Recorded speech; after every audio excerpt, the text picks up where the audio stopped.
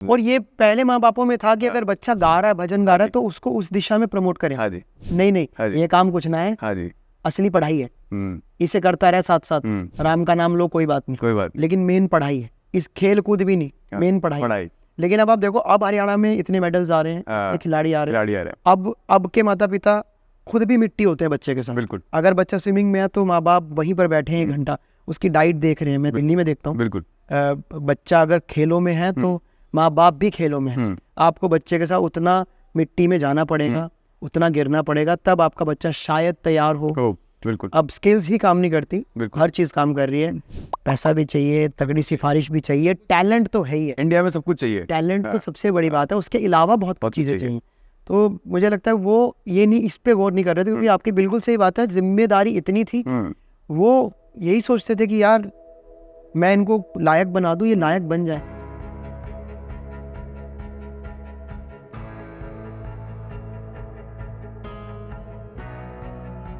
So first of all thank you to be part of impact stories. और नाम से लग रहा होगा आपको इम्पैक्ट स्टोरीज, तो मुझे पता है आप कोई ना कोई इम्पैक्ट जरूर छोड़ के जाओगे हमारे शो पे। इम्पैक्ट प्लेयर अभी खेलेंगे लीग में जल्दी ही। लेकिन थैंक यू सो मच, आपका बहुत बहुत शुक्रिया कि मेरे को इसका हिस्सा बनाया। कहानियां सबके पास हैं, लेकिन इम्पैक्टफुल स्टोरी के लिए मुझे आपने चुन लिया, इसका श्रेय आपको जाता। अच्छा जी, थैंक यू सो मच। और मुझे ना ये बात भी पता है, मैंने आपका एक कोई यूट्यूब पे एक वीडियो देखा था, जो कोई आपकी कोई आरजे थी या जो आपका इंटरव्यू ले रही थी, आप और आशीष भाई थे, तो ना वहाँ पे ना बड़ी इमोशनल कह लो, बड़ी स्क्रैच से स्टोरी थी आपकी। मतलब मुझे ना वो पता होता है हमेशा, जो आदमी बहुत हंसता होता है ना, उसकी कहानी ना उतनी ही वो होती है, पीछे से बैकग्राउंड होता है। कभी अगर किसी इंसान को जानना है, हमेशा कहता हूँ उससे ना बचपन से पूछना शुरू कर दो। हाँ, मेरा बचपन थोड़ा था, मतलब दिक्कतें वो इस तरीके की नहीं थी कि मतलब जैसा कि आप इंडियन आइडल में देखते हैं, पीछे म्यूजिक चल रहा होता है और आगे कहानी चल रही होती है, मेरे पापा फूलों का काम करते थे, और वैसा नहीं था, स्क्रिप्टेड नहीं है, वही रियल लाइफ जी। बट ये था कि बहुत लताड़ा गया मैं, क्योंकि मैं पढ़ने में बिल्कुल ठीक नहीं था। हाँ, क्योंकि हरियाणा में एग्रीकल्चर है, कल्चर की जगह थोड़ी कम है, तो इसलिए मैं अभी भी ये सवाल अपनी फैमिली से करता हूँ कि मेरे घर में ऐसा कौन व्यक्ति था जिसको संगीत से प्रेम था, जिसको सिनेमा से प्रेम था, जिसको किताबें पढ़ना पसंद था, लिटरेचर में जिसको बहुत रुचि थी। तो मुझे कोई मिल नहीं रहा दूर दूर तक। तो मैं तो ये मानता हूँ कि शायद कोई टहनी पूर्वजों की या कोई शाखा थी जो मुझ पे अब कृपा हो रही है उनकी। तो मैं तो ब्लेसिंग्स ही मानता हूँ सर कि ये चीज़ें बचपन से लेके अब तक मेरे अंदर पनपी और मैंने उनको सही दिशा में रूट कर लिया।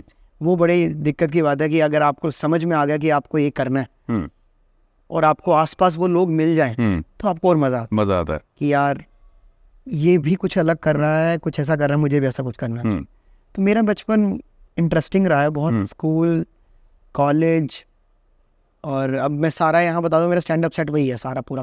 अच्छा, वही है, तो कोई बात नहीं, उसके बाद टिकट खरीद के आएंगे नहीं देखने। नहीं हम सब यहीं जान लेंगे। तो मेरे बचपन में सीधा सी बात होता था, पिताजी बैंक में काम करते थे, शर्मा जी, अभी रिटायर हो गए और अच्छे सेहतमंद है, और मम्मी हाउसवाइफ है। हम 2 भाई थे, तो घर पे सिर्फ कुटाई फेस्टिवल चलता। बिल्कुल, क्योंकि एक तो घर पे सिस्टर नहीं थी, तो पिताजी थोड़े से वैसे फ्री, मैंने देखा घर पे तो रहते थे। तो उनका था कि पढ़ाई करो, नहीं तो वेल्डिंग का काम सीखो। उनके वो दूरदर्शिता बहुत अच्छी थी। वेल्डिंग काम इसलिए कहते थे कि घर बनेंगे, गेट तो बनेंगे। तो ये काम कभी खत्म नहीं हुआ, उन्होंने बड़ा परफेक्ट सा बना रखा था। तो अच्छी पढ़ाई करो, नहीं तो काम सीखो। मैं पढ़ाई में ठीक नहीं था सर। मेरे को संगीत अपनी तरफ खींच रहा था, पता नहीं क्यों। तो ब्राह्मण परिवार से, तो मेरे घर में पूजा पाठ भयंकर, मतलब कई बार तो ऐसा लगता है मैं स्वर्ग में ही बैठा हूँ। वो भोग लगता है ठाकुर जी को, सब चीज़ें होती हैं और सारा अच्छे से पूजा पाठ है। तो मेरे बचपन में, क्योंकि मेरा जन्म स्थान कुरुक्षेत्र है, और कुरुक्षेत्र में आपको पता है बहुत बड़ी युद्ध की बात होती है, महाभारत वहाँ हुई है। तो वहाँ पर तीर्थ स्थल है, तो भागवत कथाओं का आयोजन होता है, बड़े अच्छे स्तर पे होता है। तो मेरा बचपन हमेशा से भागवत, उसमें होने वाले भजन, उनके बीच में रहा है। स्कूल टाइम से ही सेट होता था कि कथा हो रही है, स्कूल से आना है तो कथा में जाना है। तो पिताजी ले जाते थे स्कूटर पे आगे खड़े होके, मैं आगे खड़ा था स्कूटर पे। तो स्कूटर पे जो बच्चा आगे खड़ा है, तो उसका बाप उस पर आसानी से हमला कर सकता है। तो मैं हमलों में ही बड़ा हुआ, स्कूटर पे मुझे इतना भय होता था कि मैं आगे, क्योंकि मौजी होते थे स्कूटर पे खड़े हो, हवा लगी, ऐसी नींद आती थी ना खड़े खड़े, और फटाक थप्पड़ मारेगा हमें, साले हमें गिरेगा, तो हमें लगता था कि अरे यार मैं आगे नहीं खड़ा हूँ ना, बीच में बिठा दो, पीछे बिठा दो। बिल्कुल। तो वो जर्नी एक बड़ी सुंदर जर्नी जो नए वाली आवाम मिस करेंगे कि अब के जो बच्चे होंगे, जो नस्लें हैं जिन पे आप रश करेंगे, वो यही होंगे कि उनके पास सब चीज़ें होंगी। हम लोगों ने अभाव में सीखा, और मैं बहुत ब्लेस्ड हूँ, बार बार बोलता हूँ कि मैंने दूरदर्शन भी देखा, डीडी मेट्रो भी देखा, केबल की चोरी भी करी, सब काम करे, बिल्कुल। तब जा कर के टीवी पे वो प्रोग्राम देखे कि जो आपको कहते हैं यार ये कितना सही प्रोग्राम है, यार ये कैसे बना होगा। अब तो आपके पास सब कुछ, तो अभाव जो आपको सिखाता है वो शायद आपको सारा सामान देकर भी आप कभी नहीं सीख पाते। संसाधन नहीं थे, कंप्यूटर बहुत बाद में आया, उसको लेने की एक इच्छा थी, वो लेने में बहुत मशक्कतें थी, तो टेलीफोन नहीं था घर पे, पड़ोस में टेलीफोन सुने जाना, तो मैंने वो चीज़ें देख ली। मतलब मैं इस तरीके का व्यक्ति हो गया कि आने वाले और 20 साल में, जैसे मेरे पिताजी कहते हैं, अरे हम जाते थे 20 किलोमीटर दूर घास लेने, बिल्कुल, साले तुम्हें तो घर पे मिल रही किताब, लाइट लगी हुई, तब भी तुम पे नहीं पढ़ा जाता। हम जाते थे घास लेने, लाते थे, फिर चारा डालते थे, फिर सोचते थे क्या करना है। उनके हिसाब से हमें सहूलियत मिली हुई थी, क्योंकि उनके पास ये भी सहूलियत नहीं थी। अब मैं देखता हूँ बच्चों के पास तो और भी ज़्यादा सहूलियत है। आप मांगो इंटरनेट को 5G का, आप मांगो क्या चीज़ें चाहिए आपको, कौन सा पैड चाहिए, कौन सी चीज़ें नहीं चाहिए। तो मुझे लगता है समय के साथ साथ बहुत चीज़ें बदल रही हैं, और जिसको जिस समय में जो मिल रहा है उसके लिए ग्रेटफुल होना बहुत ज़रूरी है। तो जहाँ से आप आए हैं, जहाँ से मैं आ रहा हूँ, हमें अपनी रूट्स को जाने पहचाने रखना होगा, क्योंकि वो जर्नी हमारे अंदर दफन ना हो जाए, हम लोगों को बताते रहे, क्योंकि हम कला क्षेत्र में काम करें। बिल्कुल। तो बचपन से पढ़ाई में मन नहीं लग रहा, म्यूजिक में मन लग रहा है, और संगीत आपके इर्द गिर्द कहीं ना कहीं सुन रहा है।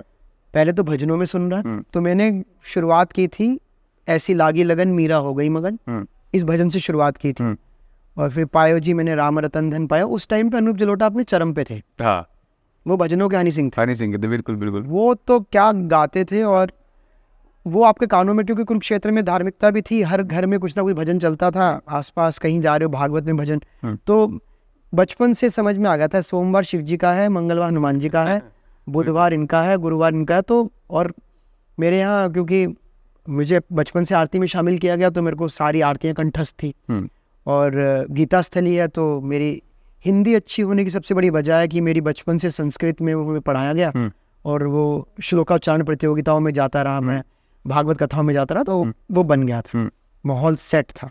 मैंने इन्हीं के इर्द गिर्द खुद को पाया, और इन्हीं में से आप बचपन में अगर आप सोचेंगे कोई एक ट्यून होती है जो आपको दिमाग में रहती है, चाहे वो नैरल वैक, घर घर की रौनक बढ़ानी, आप गुनगुना रहे हो, खेलते हुए, भागते हुए, सामान लाते हुए, जाते हुए, आते हुए, आपके दिमाग में एक ट्यून है। तो मम्मी मुझे बताती है मैं बहुत विज्ञापनों को बहुत कैच करता था और बहुत अच्छे से गाता था, लेकिन उन्होंने फिर भजन में डाल दिया, भजन गाने लगा। फिर ऐसा हुआ कि घर पे रिश्तेदार आए हैं, तो पिताजी ने कहना शुरू किया, हमें वो सुनाओ कुछ, वो लगता था ना कि कुछ, हाँ, तो वो हमेशा से छोटे घरों में, बड़े घरों में, हाँ ऐसे कुछ बताइए, कुछ करके कुछ सुनाइए बेटा, जो बड़े शहरों में, बड़े घरों में होता है। हमारा भी था कि, तो मुझे अनूप जलोटा जी की बड़ी चीज़ें प्रभावित करती थी। राणा ने वो ऐसे करते रहते, ताली बजवा देते, कोई बंदा आके बैठा सोफे में लगाओ, विश दिया मानो अमृत पिया, तो मेरे को लगा यार ये चीज़ बहुत बढ़िया। तो बोलते रहे आपका बेटा तो कोकुलर एक्टिविटी में बहुत बढ़िया है, तो आगे जाएंगे। कोकुलर के साथ कोई सम्मान नहीं था घर में। कोकुलर के साथ साथ ये था कि कूलर में पानी भी भरना होता, एसी तो दूर दूर तक नहीं था। बिल्कुल। और सोचा भी नहीं था हमने। पिताजी बैंक में थे, लेकिन उन्होंने ऐसा नहीं था कि उनको ये चीज़ें पता नहीं थी, और आस पड़ोस में लोगों के घर लगी नहीं थी, बट उनका क्लियर था कि मैं बहुत मेहनत से, ईमानदारी से पैसे कमाता हूं, और मेरे दोनों बच्चे जो हैं उनको मैं ऐसे ही पैसा वेस्ट करने के लिए नहीं दे सकता। आप अपनी मेहनत से काम करो। इसलिए रिमांड भी बहुत था, 3rd डिग्री का था, जो सामान आगे आ जाए उनके बैंक से आने से पहले मैं तारे वारे बेल्ट वेल्ट सब छिपा देता, बिल्कुल, इर्द गिर्द हाथ में कुछ आना नहीं, पता नहीं कब शुरू हो जाएगा। तो मेरा बचपन मार धाड़ वाला था, लेकिन कॉलेज तक संघर्ष भी बहुत था, क्योंकि मेरे पिताजी ने मुझे PCM भी दिलवा दिया था। वो 4 मोटी किताब आप छाती पे रख दो, बच्चे के मुँह से झाग आ जाए, उन्होंने वो हालत मेरी कर दी थी। मैंने कहा भाई मैं तो खत्म हो जाऊंगा, 10वीं में मेरे बहुत कम अंक थे। वैसे ही एक समझदार बाप को सोचना चाहिए कि बच्चे को हम लोग कहाँ साइंस दिलवा रहे हैं, पूत के तो पालने में पाँव दिख जाते हैं। मेरा तो सब कुछ दिख रहा था, पाँव नहीं कि ये तो गया, ये पढ़ाई में है ही नहीं। बिल्कुल। फिर भी उन्होंने साइंस दिलवा करके बिल्कुल मेरे पीठ पे जो है छुरा जो रख दिया, घोपा तो नहीं था, रख दिया था कि शायद ये कर जाएगा। साइंस बहुत टेढ़ी चीज़ है सर, वो मेरी समझ में नहीं आ रही थी। मैंने बहुत जोर लगाया। बायो को मैंने अच्छे समझने की कोशिश करी, और अल्हड़पन में, युवा अवस्था में, किशोर अवस्था में बायो ऐसे ही समझ में आता है, ऐसे समझ में आती है। बिल्कुल। छुपते छिपाते कहीं कोई वीडियो देख के हैं, बिल्कुल, किसी कोने में से कहीं गुजरते, ऐसे ही आपको बायो समझ में आती है। वैसे रिप्रोडक्शन समझने जाओ वैसे तो समझ में आएगा, बट टीचर तो घबरा जाता है। डायग्राम तक ही समझ सीमित हो जाओगे क्या है। तो मेरे दिमाग में आ गया था मैं साइंस मेरे बस की नहीं है, तो इसलिए मैं 10वीं में बड़ी मुश्किल से पास हुआ। 12वीं में लुढ़क गया, फिर कलेश हुआ बहुत घर पे, तो बड़ा अस्त व्यस्त चल रहा था। मतलब मेरे बचपन से 12वीं तक का सफ़र बहुत अजीब था, जिसके अंदर अच्छी चीज़ें थी, कविता पाठ, भजन और म्यूज़िक। भैया मेरे जगजीत सिंह सुनते थे, ये नहीं मालूम उनका दिल टूटा था उसने कभी गौर ही नहीं किया, पर वो जगजीत सिंह साहब को सुनते थे। गज़लें मैंने उनसे सुनी हैं, सीखी हैं, और उनको म्यूज़िक में शौक था। वो रहमान साहब के बहुत गाने सुनते थे। तो मेरे दिमाग में था कि यार गाना कहीं चल रहा है, मतलब अभी कहीं अगर एक आवाज़ भी चल रही होगी ना, उसमें भी सुर ढूंढ लेता था। चाहे वो मिक्सी की आवाज़ है, अच्छा, चाहे वो कूलर की आवाज़ है। कूलर के आगे कभी किसी ने फील किया बचपन में, अगर आप कूलर के आगे खड़े हो जाओ और ऐसे करो आ, तो अलग ही मनोरंजन बनता था। और कूलर हल्का हल्का पानी फेंक रहा था, बेटे मेरे आगे आए हो। कूलर की बूंदे जिसने अपने जिस्म पे खाई है, वो अपने आप में महेश भट्ट की फिल्म है, क्योंकि वो दौर अलग दौर था। और कूलर के आगे रख देते थे हम दांती वाला पंखा। ये कॉम्बो बना रखा था हमने। अरे फ्लैश मेमोरीज आ रही है जब बात कर। कूलर के आगे एक बहुत दांती वाला पंखा। अब कमरे को बना रहे हैं हवाई जहाज, और अब बैठे, अब देखो अब कूलर चल गया, कूलर ने अपना ठंडी हवा फेंकनी शुरू की, उस हवा को 5 गुना बढ़ा रहा है दांती का पंखा, और आ रही है हवा। अब उसमें आगे उस दांती के पंखे के आगे 4 पाई लगनी है, उस पे लेटने के लिए भैया मेरे में हो रहा है कि मैं लेटूंगा। मैंने पंखा उठा के लगाया है, मैंने कूलर में पानी भरा है। कूलर के वो पानी भरना ही नहीं, कूलर के वो जो घास होती है उसको गीला भी करना। मैंने क्या बिल्कुल कि एकदम ठंडी हवा है। मुझे लगता है वो जो नींद थी ना, वो अलग नींद थी। आजकल तो नींद पे बड़े विचार हो रहे हैं, माननीय प्रधानमंत्री जी भी आगे गए हैं, नींद का तो बहुत ही, वो भी सो नहीं पाते। उन्होंने भी कहा है कि सोइए आप, बिल्कुल बहुत ज़रूरी है। तो मेरे हिसाब से बचपन की कहानियों में कहीं ना कहीं संगीत अपनी जगह बना रहा था। मैं उसको सीरियसली नहीं ले रहा था, क्योंकि घर वाले उसको सीरियस लेने नहीं दे रहे थे। आज आप अगर आपको लग रहा है कि आपका बच्चा कर रहा है, आप कैसी ला के रख देते हो उस पे, चाहे उसके कच्चे सूखे, लेकिन आपको लगा ओ शायद ये इधर जा सकता है शायद, तो आप वक्त से पहले चीज़ दे देते हो। फिर वो क्या करता है, वो उसमें उतनी गूढ़ता से जाता है। जैसे मेरे को याद है, मेरे को कोई साज नहीं मिला, कहीं संगीत सीखने नहीं दिया। मैंने पहला अपना गिटार खरीदा बहुत ही मुश्किल से, और पहला हारमोनियम लिया अपने भैया से लड़ के, क्योंकि घर का काम शुरू हो गया था मकान का। मेरा गड़ाई वाले मिस्त्रियों के साथ बैठा हूँ, क्योंकि मेरे भैया की नौकरी लग गई थी, वो हिसार में थे।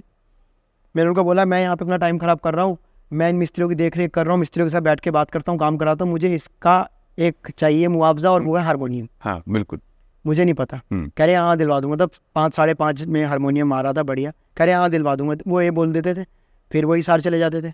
मैं यहाँ लगाऊँ पत्थर वालों पे, रगड़ाई वाले मेरा कंटेंट सुन रहे हैं, बढ़िया हंस रहे हैं। तब फिर प्लेटफॉर्म नहीं था, वो चाय पी रहे हैं तो मैं बात कर रहा हूँ तो हंस रहे हैं। तो ये बड़ी अच्छी ब्लेसिंग रही है मेरे साथ। जो बैठ गया, चाहे वो रिक्शा वाला है, ऑटो वाला है, कैब वाला है, निराश हो गया मिस्त्री के साथ, वो अब उनसे बातें शुरू हो गई। कोई मिमिक्री हो रही है, कभी कुछ हो रहा है, कभी किसी को कुछ बोल दिया, कभी अतरंगी नाम से बुला दिया, ठीक है, कुछ भी बोल दिया। तो मेरे दिमाग में चले जा रहा कि यार ये भी लोग भी हंस रहे हैं। अच्छा, तब तक समझ में नहीं आता कि मैं लोगों को बांध रहा हूँ।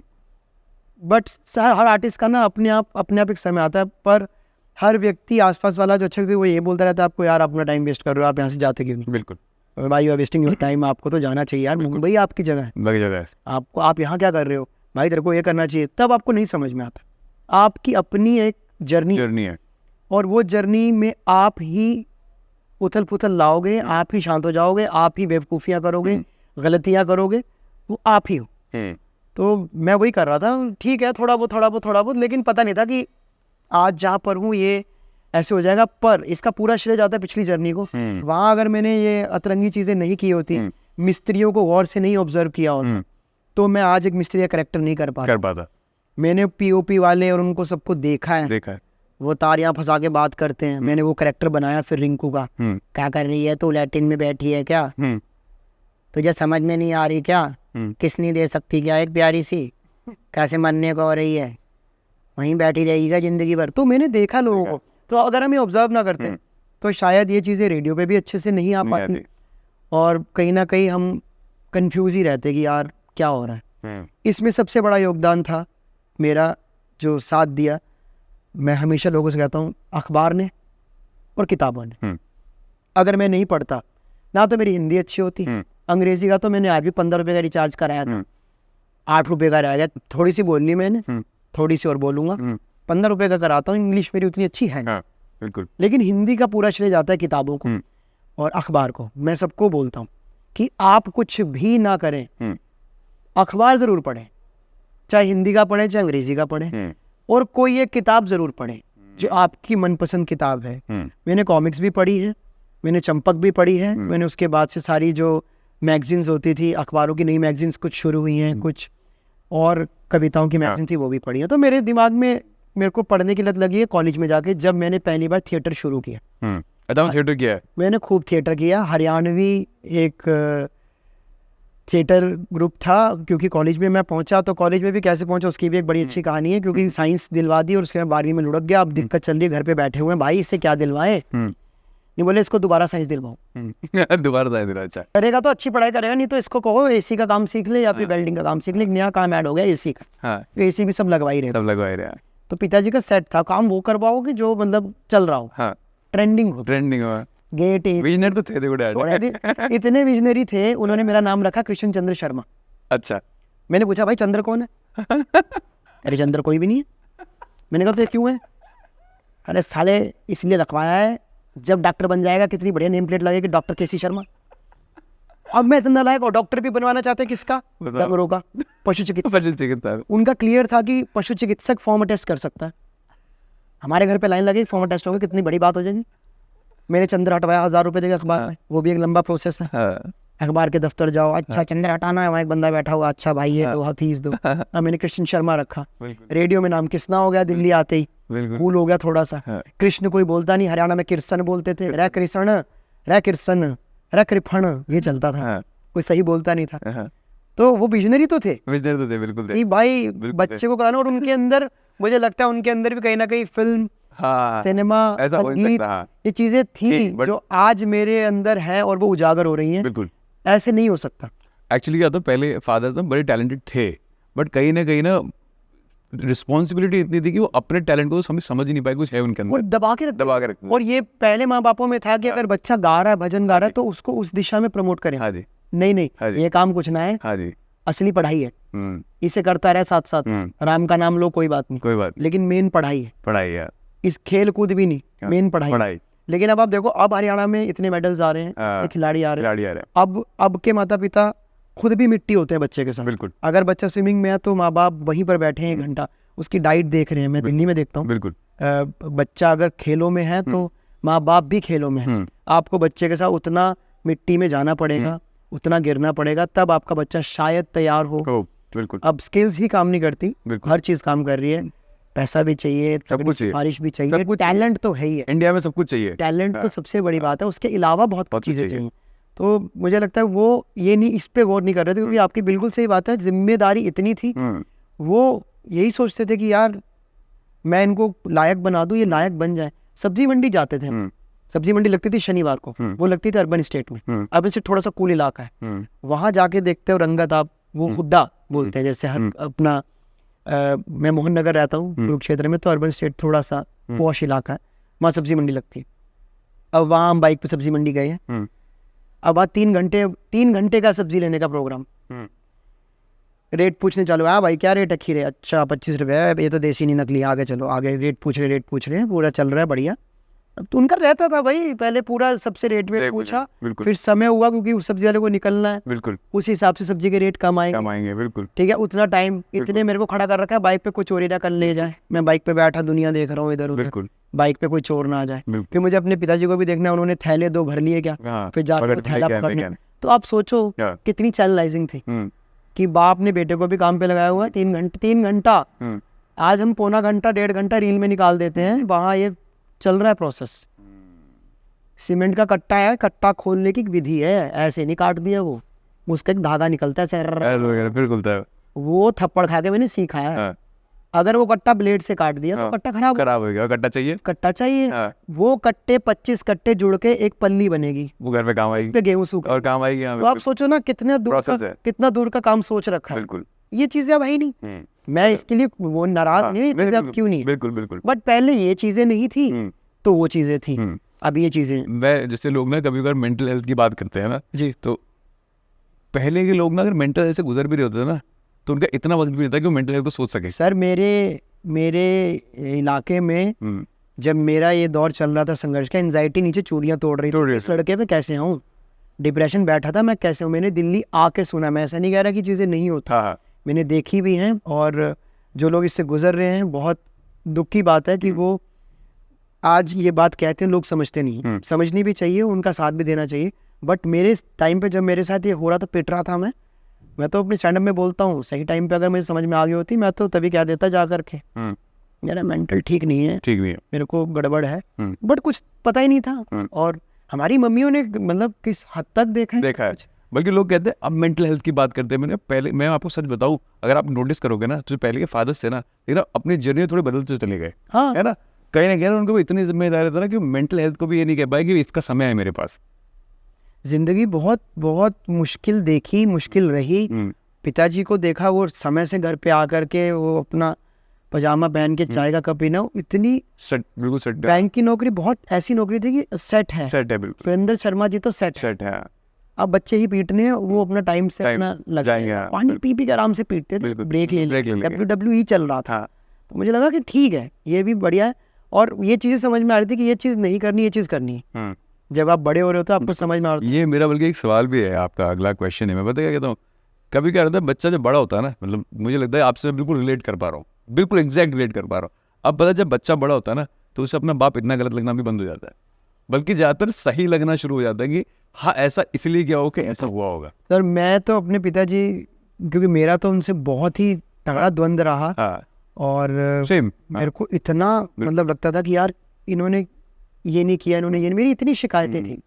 बट आज मैं देखता हूँ कि इतना प्यार, इतनी चीज़ें उनकी तरफ से मेरी हैं उनके साथ, तो बहुत खुशी की बात है, और मैं इस जर्नी को बहुत इंजॉय करता हूँ।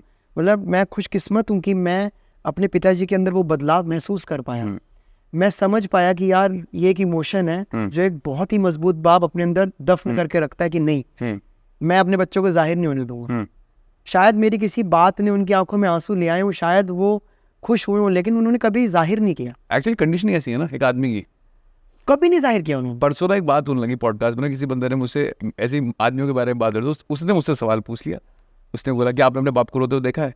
मैं सोचना पड़ गया यार, मैंने कहा थोड़ी मेरा बाप रोता नहीं होगा, तो मैंने कभी देखा ही नहीं। मैंने भी बहुत, तो कभी मतलब किसी की कोई बहुत क्लोज वन चला गया तो, बट मैंने ना ऐसे नहीं कि आजकल आदमी फूट के रो पड़ता है ना, अपने इमोशन को लेके आता है, बाहर लेके आता है, तो मेरा सोचना पड़ गया। और मेरे को ना आज तक वो बात में मैं जब भी घर था सोचता है कि इतना कैसी मजबूरियाँ डाल दी है कि इंसान पे, मतलब समय के साथ मिडिल क्लास आदमी पे, कि साला उसके पास अगर वो बच्चे का एक्साइटमेंट नहीं देखा जाता, मेरे बच्चे ने कुछ बड़ा कर लिया तो वो भी दिखाने के लिए उसके पास मतलब जरिया ही नहीं जरिया। सच कह रहे हो आप, अब तो बहुत चीज़ें हैं, लोग पॉडकास्ट में अपनी अंदरूनी ज़िंदगी दिखाते हैं। बिल्कुल।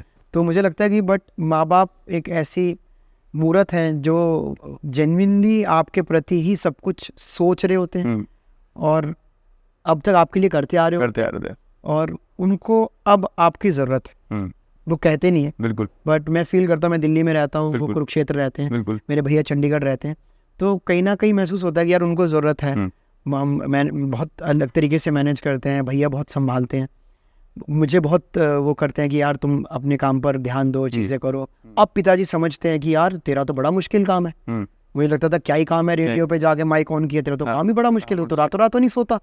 ये तो बड़ा, मेरे को लगता था हमारी बैंक की नौकरी खतरनाक है, गलत साइन हो गया किसी जगह पंगा हो जाएगा तेरा, तो और भी खतरनाक है, इसमें तो बहुत मेहनत है। मैं उनको बोलता, मैंने कहा हाँ हमको यही है, कंटेंट बनाना तो रोज कुआं खोदना है, बिल्कुल, रोज पानी पीना है, रोज जानना है कि क्या है नया, क्या करना है, नई चीजें क्या है, व्यक्ति को कैसे हंसाना मुश्किल है, बहुत मुश्किल। वो बात अलग है कि टाइमिंग और डिलीवरी की ब्लेसिंग इतनी अच्छी है कि आप हंस दो, बिल्कुल यार ये बंदे ने कैसे बोल दिया, ये बात कितनी आराम से इसने कह दिया। वो बात अलग है कि मैं तो कहता हूँ मोदी जी को देख के भी लगता है कि वो एक बहुत अच्छे स्टैंड अप कॉमेडियन भी, बिल्कुल, उन्होंने इतनी अच्छी बात इतनी सही टाइमिंग पे बोली है, हम सुन के आए। तो मुश्किल चीजों को आसान आप खुद बना रहे हो, बिल्कुल, बट कहीं ना कहीं उसमें फंस के भी रह जा रहे हो, यार करे तो करे क्या, ये गड़बड़ चल रही है लगातार। और यही मुझे लगता है जर्नी भी है, आप धीरे धीरे सीखते सिखाते बड़े हो गए। मैं हो गया हूँ अब बड़ा, तो समझ में आता है कि यार वो गलतियां रही हैं पहले, कुछ उनसे सीखा। बट एक चीज़ मैंने अपनी पूरी अभी तक की जर्नी में सीखी है कि सब्र जैसा धन अगर आपको मिल गया तो आपका बेड़ा पार है, ना तो आप ज़्यादा परेशान होंगे और ज़्यादा कुछ मिलने पे बहुत ज़्यादा खुशी भी नहीं मना पाएंगे। ठीक है यार, मैंने इसका तसव्वुर नहीं किया था, बट ये चीज़ मुझे मिल रही है, शायद पूर्वजों का, माता पिता का बहुत ही बड़ा आशीर्वाद है कि मेरे तक ये चीज़ पहुंच रही है। कैसे पहुंच रही है मैं भी नहीं जानता, बट पहुंच रही है।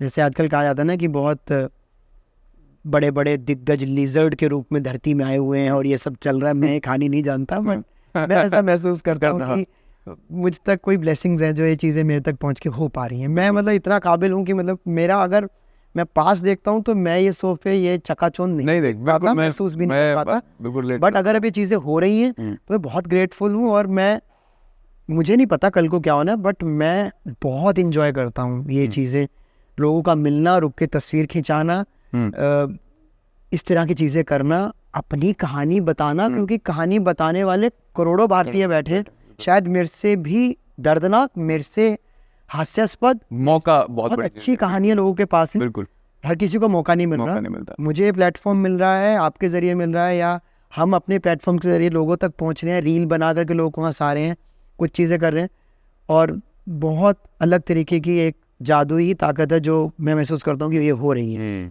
और बहुत मज़ेदार है। और कोई मुझे पूछा कैसा चल रहा है, वो तो बहुत ही मज़ेदार है, बहुत अच्छा चल रहा है, हर रोज़ कुछ नया सीख रहे हैं, हार भी रहे हैं, हारने वालों की बात भी सुन रहे हैं, जीतने वालों की जीत पे रश्क भी कर रहे हैं। मतलब अब जाकर के ऐसा लगता है कि जो अंदर वो एक इनसिक्योरिटी है ना, वो खत्म हो गई है। लेकिन वो खत्म कब हुई है? जब आपने अपने ऊपर काम किया। ऐसे नहीं, मैं नहीं कह रहा कि मैं शुरू से ऐसा था, कुछ चिंता होती थी यार मैं आरजे हूँ, कल कोई किसी और को ले आएंगे, मेरा क्या होगा, कल को मुझसे बढ़िया आ जाएगा, मुझसे ये चीज़ हो जाएगी। अब समझ में आ रहा है कि जो आवाज़ या जो हुनर आपको उसने दे दिया, और देने के बाद जो अदायगी आप कर रहे हो वो कोई और नहीं कर सकता। ठीक है, मेरी लिखी हुई चीज़ कोई बोल सकता है, मेरी कही हुई बात को कॉपी कर सकता है, हूबहू मुझे कॉपी कर सकता है, लेकिन जो बात मेरे मुंह से निकल रही है ना, जो आशीष भाई के मुंह से निकल रही है, आपके मुंह से निकल रही है, वो कोई दूसरा नहीं कर सकता। इसलिए हर व्यक्ति अलग है। तो मेरे को ये बड़े अच्छे से अब महसूस होता है और अच्छा भी लगता है कि यार ठीक है, जितना है जैसा है बहुत अच्छा। अच्छा, मैंने ना आशीष भाई से सवाल पूछा था, मैंने आपसे कहा भी था मैं आपसे ज़रूर पूछूंगा। देखो वैसे ही ना आदमी के इमोशन को बहुत लोग समझना नहीं चाहते, और ऊपर से वो आदमी हंसाता हो किसी को, तो क्या होता है मुझे लगता है कभी कभार ना आदमी फन लविंग है ना, तो लोग ना उसका इमोशन साइड को टच ही नहीं करना चाहते। सर इमोशन तो सबसे बड़ा इमोशन मैंने सीखा है किताबों से। जब मैंने थिएटर करते करते किताबें प्लेस पढ़ने शुरू किए, तो मैं हरियाणा डे एक फेस्टिवल होता है, मैं वहाँ रागनी गाता था, और जितनी भी विधाएं होती थी, orchestra, ragini, instrumentation, play, one act play, group song, Haryanvi लोकगीत, मैं सब में भाग लेना चाहता था। मुझे लगता था मैं अपनी ऊर्जा का संचार सब जगह, मैं सब्जी नहीं होना चाहता, मैं धनिया होना चाहता था। धनिया लेकिन बहुत इंपॉर्टेंट है, वो अगर दिखेगा तो सब्जी में नूर भी बनेगा और मज़ा भी आएगा। तो मैं थिएटर करते करते ये सब, और पहली बार मेरे को नाटक करने को मिला, मुझे लगा यार ये तो बड़ी अच्छी चीज़ है, तो कभी सोची ही नहीं। मिमिक्री, घर पे कोई बूढ़ा आ रहा है, कोई ताऊ आ रहा है, पड़ोस में कोई विदेश दस्ता लगा के आया, उसका कैरेक्टर देख लिया, ऑब्जर्व कर लिया, लेकिन ये नहीं पता कि इसके लिए एक स्टेज है जहाँ पे कर सकते हो, जहाँ पे करके दिखा सकते हो। मैंने पहला वन एक्ट प्ले किया हरियाणवी में, बिरजू नाम का कैरेक्टर था, मैं उसमें बेस्ट एक्टर आ गया। अच्छा, तो आपको अलग ही ऊर्जा मिलती है कि यूनिवर्सिटी में मैंने हरियाणा डे पे स्टेट लेवल पे बेस्ट एक्टर जीत लिया पहले ही साल में। ये क्या हो रहा है, ये तो बहुत अलग चीज़ है। बिल्कुल। तो उस टाइम पे थिएटर इतना था नहीं, चंडीगढ़ में बहुत था, बिल्कुल चंडीगढ़ में भी ठीक ठाक था, दिल्ली में बहुत था। बिल्कुल था, बिल्कुल। तो कॉलेज में करते करते यूथ फेस्टिवल्स में जाना शुरू किया, तो वहाँ जाते जाते ना समझ में आ रहा है कि यार संस्कृत प्ले किया एक मैंने, तो संस्कृत ना याद बड़ी मुश्किल होती थी, बहुत मुश्किल। ठीक है, और संस्कृत प्ले कर रहे हो आप, अब उसमें मुझे बुढ़िया करैक्टर दिया हुआ, दाढ़ी वाड़ी लगी, बाप बना हुआ हूँ मैं, नास्तु नास्तु करते करते मैं रोता ही जा रहा हूँ। मैं कहा अस्तु अस्तु कितनी बार बोलूँगा, मस्तु रोते ही जाता करते जा रहा हूँ। मैं देखूँ लोग ताली पीते जा रहे हैं, मैं नीचे रो रहा हूँ, लोग ताली बजाए जा रहे हैं। मैंने कहा अच्छा, तो वो हमेशा से रहा है। अब फिल्म करी तो अब समझ में आया कि रोना ही एक्टिंग नहीं है, नहीं है, बिल्कुल बिल्कुल बिल्कुल। आपका भाव, गुस्सा आंखों में आना, वही एक्टिंग। तो सर बोलते थे बिजॉय किसका आंखों में गुस्सा ला, गुस्सा कर, क्या कर रहा है। तो अब समझ में आता है कि हर चीज के अलग अलग पहलू है, बिल्कुल। इमोशन डेवलप आपके अंदर करती है किताबें, गाने। तब नहीं पता था हंसती रही तो वादी में और हंसी तेरी गूंजी, सुन रहे, पता ही नहीं साथी चल रहा है, हम लोग भाग रहे, नहा रहे, गुनगुना रहे। हमें क्या पता था गुलजार साहब ने कितनी बड़ी बात कह दी। अच्छा, चुप चुप के चोरी से चोरी, पता ही नहीं। इतने बड़े बड़े शब्द, इतनी बड़ी बड़ी बातें हो रही हैं, हम बड़े हो रहे हैं। 2003-2004 में साथी आ गई है, रहमान साहब ने इतने अच्छे गाने बना दिए, हम उन गानों के मुरीद हो रहे हैं, लेकिन उन शब्दों का भाव नहीं पकड़ पा रहे, क्योंकि वो इमोशन अभी डेवलप नहीं हो, गलती नहीं है, वो इमोशन अभी डेवलप होना है। और जब वो डेवलप हो जाएगा तब वो गाना ऐसा लगता है जाकर के कि यार ये क्या कह दिया। आज अनूप जैन के गानों पे जितने भी जैनजी है वो कनेक्ट क्यों करते हैं, बिल्कुल, क्योंकि उनको लगता है अरे यार ये तो अपना ही जनरेशन का है, ये क्या कह गया, ये तो बिल्कुल वही बात कर गया यार जो मेरे साथ हो रहा है। अब पंजाबी गानों में आप देखोगे वो एक पैटर्न है कि ये लाइन होगी, तू छड़ के गई है तेरे नाल में, वो तेरे नाल हो गया, तू तुर गई। तो ऐसे वाले शब्द जो है बहुत हैं, रिलेट करते हैं। हर जिंदगी से कोई नहीं कोई जिंदगी गई है, नई जिंदगी आई है, जश्न भी है, मातम भी है, वो तो चल रहा है। तो इमोशन डेवलप हो रहा बहुत समय के साथ साथ हुआ, बहुत टाइम लगा। बिल्कुल, नहीं तो मैं इतना मजाक उड़ाता था ना भाई साहब, हर किसी का। मेरे से लोगों को मजा तो आता था जो मेरा दोस्त था, पर बाकी लोग पड़ता जिसकी मैं उतार रहा हूँ, कर रहा हूँ, कोफ्त होती थी कि यार ये आदमी क्या है। और मुझे तब नहीं समझ में आता था कि इसको बुलिंग का नाम भी दिया जा सकता है, पता ही नहीं होता था भाई। बिल्कुल, हर चीज पे कमेंट्री चल रही है, हर चीज पे। ये डाला है चमकीले जूते, बैंड वाले डाले हैं, बिल्कुल। आदमी बता मैंने हजारों के जूते खरीदे, बैंड वाला डाला। हमारे साथ मत चलिए भाई, बैंड वाला लग रहा है, पीछे हो जा, पीछे हो। तो रोज चल रहा है, पता नहीं था, बिल्कुल, किसको पता है एक विदा बन जाएगी। बिल्कुल। और आज की कितना बड़ा मंच बन गया, इतना बड़ा मंच है कि आपको लोग बेइज्जती करवाने आते हैं। मैं तो अपने क्लब में बोलता हूँ, पैसा लेके आते हैं, पैसा खर्च करते हैं कि बेइज्जती। और बेइज्जती एक ऐसी चीज है जो मुझे इस वक्त सुन रहे हैं, देख रहे हैं, इंसान का शरीर बेइज्जती मांगता है, समय से करवा लो। कोई कर दे तो ठीक है, नहीं तो फल वाले सब्जी वाले से करा लो। मैं तो ऐसे देखे हैं, एक आदमी सेब का रेट पूछने आया, कह रहा भाई साहब क्या रेट है, कह रहा भाई साहब 220 का किन्नौर का सेब है। उसने बोला 220 तो बहुत ज़्यादा है, हाँ तो बताओ कितने दूँ, कह रहा 50 लगा लोगे। सब्जी वाले ने इधर आके उसका हाथ पड़ा, भाई साहब सेब खाना छोड़ दो जाओ। मैंने समझा, मैं कहा भाई इसकी तो बेइज्जती करवाने का मन था, करवा के निकल। तो बेइज्जती करवानी चाहिए, बिल्कुल। शरीर में कमी हो जाती है बेइज्जती की। तो आपका जब मन करे बता देना, मैं तो लाइव करता हूँ, मैं तो शो पे हूँ फ्री में। अच्छा बता रहा हूँ, एक ना सेल्फ डाउट की बात करते हैं ना, इंसान को सेल्फ डाउट होता है। मैं ना रवि किशन सर से मिला था, तो मैं रवि किशन सर से ऐसे बोला, मैंने बोला यार कि देखो जब आदमी ना बड़े समय से चैलेंज होता है ना, जैसे मतलब आज जैसे आपने बोला ना कि एक टाइम ऐसा था, मुझे थोड़ी पता आज यहाँ पहुँच जाऊँगा। तो टाइम हर किसी की लाइफ में होता है कि यार जब उसे पता ही नहीं होता होना क्या आगे ज़िंदगी में, जिंदगी अब पता लगी ना, है ना, तो डाउट होता अपने पास अपना। तो मैंने कहा आपके अंदर जोश कैसे रहता है कि यार एक दिन होगा तो ज़रूर। तो उन्होंने मुझसे ना एक बात बोली थी, घर में ना एक ही नए जूते थे हमारे घर में, तो बहुत ही स्क्रैच से शुरू की ज़िंदगी भाई, घर में एक ही नए जूते थे। कहते लोग कहते थे कि ना जूतों से इंसान का औहदा पता लगता है। कह रहे मैं ना तुझे सच बताऊँ अंकित, तो हंसेगा इस बात को कि मैं जूते पहन के ना ऐसे बेटर रहता है, ऐसे बेटर जोश पकड़ के अंदर हो थोड़ी रहा है कुछ, आज थोड़ी हो रहा है कुछ, और जूते में पैर डाल के ना ऐसा कि यही है जो मुकाम आएगा एक दिन। जूते तो मुझे बहुत पसंद है। और अब लोग स्नीकर हेड्स भी पनप गए हैं, जो कि एक अलग ही दुनिया चल रही है। कपड़े और जूतों को मुझे शुरू से शौक था, भैया को मुझे भी। बहुत ही वैसी बात है, बहुत पर्सनल है। पटियाला में एक मार्केट लगती है पुराने कपड़ों की, विदेशियों कपड़े आते हैं। बिल्कुल, वो पहले लगती है ना मार्केट लगती है। हाँ बिल्कुल, मैं वहाँ जाता था। हाँ बिल्कुल, बहुत ब्रांड पता चल गए थे। हाँ जी, बस वही ढूंढ लेते। अब स्वेटर को ढेर में से हाथ मार रहे हैं, खींच रहे हैं। देख रहा हूँ तो लेडीज है, फिर देख रहा हूँ आ तो जाएगा, फिर से पता चल रहा है जैकेट के नीचे तो डली जाएगा। अब मैंने धीरे धीरे ना ब्रांड पता लग रहा है, क्योंकि थोड़ी समझ नाइकी पता चल रहा है, ये पता चल रहा है, ये है। ओल्ड नेवी का स्वेटर मिल गया भाई, रैल्फ लॉरेन का स्वेटर निकल गया, ठीक है, 80 रुपए में। अब वो पहन के हम आते गए, तो अब वो क्लास में बच्चे पकड़ रहे हैं, भाई तेरे पास कहाँ से आया? अब मैंने कहा मैम मेरी बुआ यूएस रहती है, वो भेज रही है मुझे, कह रहा भाई हमारा भी मंगवा दे। मैंने कैसे थोड़ी भेजती है, तो ये बहुत मुश्किल होता है, वहाँ पे इतनी महंगी धुलाई है। मेरे फूफा जी के बच्चे जो है वो कहते हैं हम नहीं धोते, एक बार पहनते वो हमें दे जाता है, तो हम पहन लेते। स्टोरी बिल्डअप कर ली भाई, उसके इर्द गिर्द लोगों कैसे तो चले। और मैं चोर था भाई।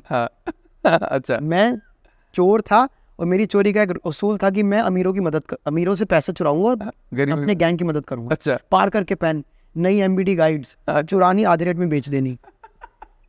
रॉबिन हुड थे आप? अरे मैं बिल्कुल, और ऐसा भी नहीं मेरी कोई पर्सनैलिटी रॉबिन हुड वाली। अच्छा, आशीष तो मुझे अभी भी राजपाल यादव बोलता है। अच्छा जी। कोई ऐसी भी नहीं कि बहुत खूबसूरत और एकदम रॉबिन हुड और किसी को मार रहा हूँ, किसी को मैं थप्पड़ नहीं सकता। और बट पता नहीं मेरे अंदर एक ये विधा थी, मैं बोलता था आज तो मैं आइसक्रीम खिलाऊंगा। मैं गाइड बेच रखी थी।